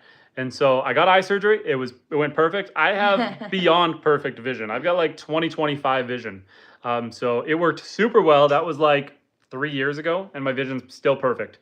So yay to getting rid of glasses. And then the second half of the whole Doomsday Prepper, we bought a 156 acre property, moved out of the town, moved to the middle of nowhere, went off grid, got animals. We breed the animals, we hunt, we fish, we consume the milk or the eggs or the meat. So yeah, that's like as prepper as you can get. We don't need to have stores and stores of canned goods. We just produce food. What else am I missing? Yes, Amanda says yes. God said, find a good wife. She is awesome. And Remix says, I agree, hate glasses. Johannesburg, South Africa. Cool. Hello, Mr. Wes. Hello, Mr. Wes. Hi, Justin. I'm tuning in from Johannesburg. Glad your stream popped up on my page. Been watching for the past hour or so. Amanda. Love your farm life. So. Thank you for joining us, Wes. And if you haven't already, make sure to subscribe, because we're doing this 3 to 4 times a week. Can anyone tell me what our subscriber count is right now? I know when we have these very successful live chats with you guys that the subscriber chat does go up pretty high. I can't see it on my end. I know we're getting close to 1,000. We got to be at like what, 940, 950, somewhere in there. On our end, we can't see it. And Darren says it's good to meet other Canadians. And Mr. West says, already done, my good sir. Well, thank you for subscribing. I appreciate that. It's Country Music. Country says we are at 1K. That means we have hit 1,000 subscribers. What? That's huge. That is good. Yay. And Haley says it's over 1,000. We have been having very good success live chatting with you guys. These live streams have been a lot of fun. I enjoy talking to you guys. I enjoy hanging out with you guys. We get to cover a lot of interesting topics and hanging out with the animals. Thanks for subscribing. And so it's awesome to see that we hit that goal. I wasn't expecting us to hit 1,000 until July. So to be in May and to get to 1,000, I appreciate you guys. You guys are making this a awesome, fun journey. Like I said, we're doing this 3 to 4 times a week, on top of doing other guides, tutorials, short form content, long form content. And because we're doing this so often, we're really building relationships with you guys. We're seeing you guys time and time again. We're having chats with the same people over and over. And it's a genuine friendship. It's a genuine relationship. I'm appreciating all you guys, new subscribers, new viewers, returning viewers. I just want to say thank you. This has been a lot of fun. I am going to wrap this up. We've been doing this for 153 minutes. I'm going to give you guys 3 minutes. Get any questions out now before we end the chat. So if you have any last minute questions, now is the time. Sticky Heel says, is there anything else I can do? Just keep saying hello. Every time you guys drop a comment, anytime you guys drop a heart, a smiley face, anything in the chat, it forms interaction and it lets YouTube know that we want to chat with each other. So that's what you can do. And Mike says, when do you think you will stream next? What day is it? Today is Sunday, so probably tomorrow evening. I don't know if I'll do tomorrow evening. Okay. It all depends. I don't have a full schedule. Yeah, basically, if the kids go down good for bed and we got things to do and the weather's cooperative, we hop on. So it's usually 3 to 4 times a week. And can I get 2 acres? Maybe one day, Amanda, you can be living in this house as an Airbnb. Weird. This is true. That's maybe down the road when we build a bigger house, since we keep having children. And Joel says, I hope I can see more of you. Sean says, wow, there's so many people talking. Are you guys going to keep trying till you have a daughter? Can I answer this one? Can I answer this one, please? Please? You can answer this one. I get asked that question literally everywhere all the time. The answer is no, but doesn't mean we're not going to keep trying. It just means we only make boys, so I'll be shocked if we ever have a girl. It means that I said we were only going to have 4 and now we have 5. It's the same way I said we were only going to have 2 goats and now we have 8. I just leave it to God. Let's just put it that way. I castrate my goats. I have not castrated myself. And so the ability to have more kids is still within our bodies. And so if it happens, it happens. We'll leave it at that. And children are so much fun and are a blessing. There have been so many storks coming to our house. We've seen the stork 5 times. Okay, and this is very cool. First time ever watching a live stream. Haley, thank you for joining. Super cool what you guys are doing. Thanks for sharing. We'll def be back. Insanity says, do you guys grow any veggies or fruits besides the apple trees? So the plan is to have a massive garden. Actually, at our last house, which was in town, right before we moved, Justin built me this huge garden because I do love to can and I do love gardening. But when we found out that we were going to be having another new baby this year, we decided to not put in the garden this year. So next year we're going to have a massive garden. Keep following us and you'll see that. Yeah, I've been spreading the manure in a certain area where I plan to do the garden. But yeah, that was also kind of devastating. I had built a massive garden, raised garden at our last house, and we had planted all, we grew all the fruits and veggies in pots in the house to get them started because it's so cold here in the winters. You got to start your plants indoors if you don't have a greenhouse. So we started all the plants inside. They lived with us in the house for like a month. It took over our entire living room. I built a massive raised garden in the backyard, and then we listed our house and moved. And so we didn't even get to harvest the vast majority of the food before we moved. That's true. And I'm going to tell everybody to subscribe. Well, thank you, Sticky. And how old are your boys? Our boys are 8, and they're all 2 years apart, down to the baby. 8 is the oldest. And Amanda says, in America, we have Memorial Day. No one is working. Ah. In Canada, we had Victoria Day after the Queen, now I guess the King, King Victoria, last week. So our long weekend was last week. Yours is this week. So we're a little bit staggered there. Build yurts. Those are so cool. Wait, what? Lisa, yurts are super cool. I feel like we're a little busy building things for animals right now, but a yurt would actually, that's a great idea. I would like to build a yurt gym or a yurt dojo for karate or for working out. So maybe down the road we will. That's a cool idea. Right now, we got to get working towards the next house after we're done all the barns. I just always keep building more stuff. I'm working with a company right now trying to get a 47-foot sea can shipped to our property so I can build another barn off of the sea can. I already own the sea can, but we live in the middle of nowhere, so it's really hard to get someone to move it. So it's like, I have the thing, I'm not really using it, I need to get it to the property so I can build off of it. And so the sea can is actually kind of funny because Justin's been trying to sell me on using a sea can to build something off for so long, but I would say severe claustrophobia, but I have a little bit of claustrophobia. So that's like my nightmare, but he has promised me it's going to be really beautiful. There's going to be windows. It's going to be a full barn. It's just like the base starting point. So you should also keep following to see how that goes. If I'll go in it or not. I'm going to take the sea can and I'm going to build a roof and lean-tos off. I'm going to wall the whole side and make it look like a barn. You won't even know it's a sea can. Then on the back side, you'll be able to access it through the doors, but I'm also going to put a man door because she doesn't want to get trapped inside.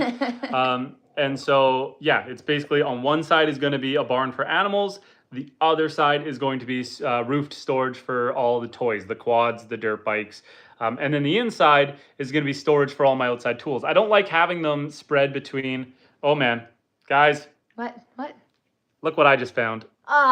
You didn't tick check? That's a tick. Oh boy. You got a tick check when you come in the house. I know, my wife hates ticks. It's hard to get the camera to zoom, but okay, go deal with that. My wife's gonna keep talking to you guys. I gotta go kill this tick. Please go deal with that.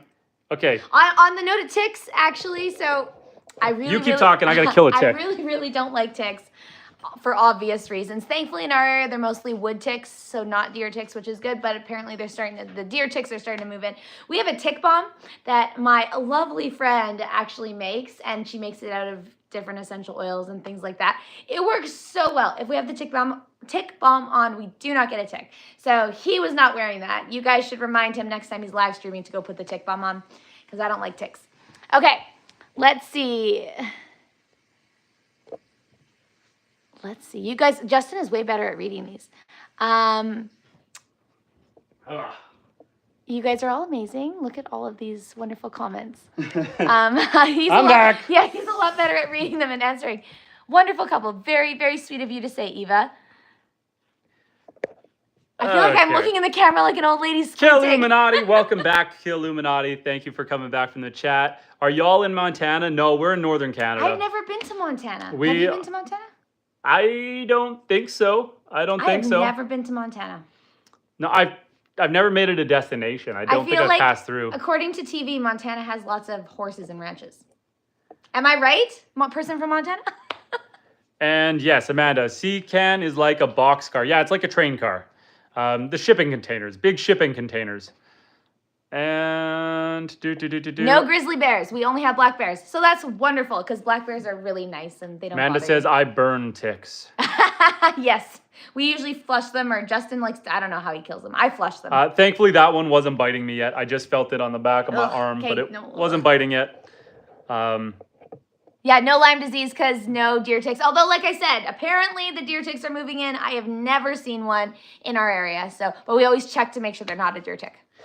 They'll get on with the goats. I probably picked that one up because I was carrying goats and petting them, and they were jumping on me. So I probably got that tick from the goats. This person says, do y'all must be from the south. Do y'all live close to any bears? We definitely do. There's bears, but they're friendly. Like, well, they're not friendly. You don't feed them, but they're not grizzly bears. They're not going to chase you down. You leave them alone. They leave you alone. Do you disagree? I have a 300 Savage, and I plan to harvest a bear when it decides to be a jerk on my property. We'll leave it at that. Bears are a problem for pigs. So we're forest raising our pigs. And so the bears will eat pigs. So you do have to keep them away from the problem. She thinks they're friendly. She's thinking they're like Winnie the Pooh. No. Bears are not friends. Well, have you ever had a problem with a bear? Yes, they get in our garbage. But that was in town, not out here. That's because he'd poop on the road and he'd get scared because I'd come running after him. This is also true. Okay. People have a bad misconception that bears are friendly. Bears are not friendly. They're not our friends. They're cute. Have you ever been to Wisconsin? I have been to Wisconsin.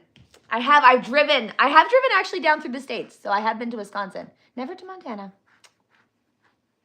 Brandon says, I'm going to pull up. I'm like 2 minutes away. And Amanda says, good one, Brandon. Next time, can you tell the story of how you met?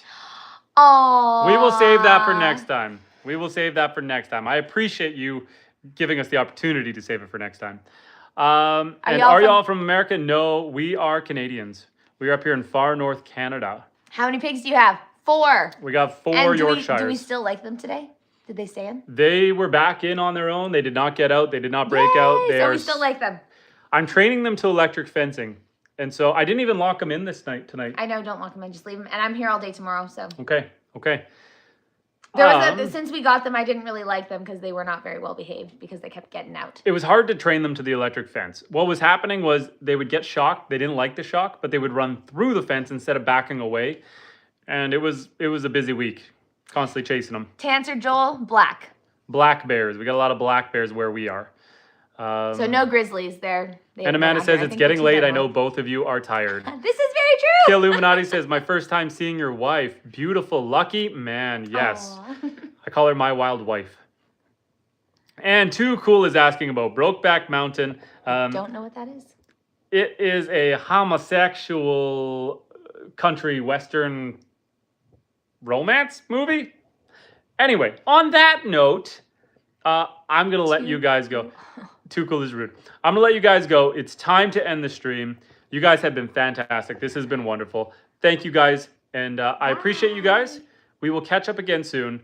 Take care, everyone. Have a great night. And thank you for joining us. As always, take care.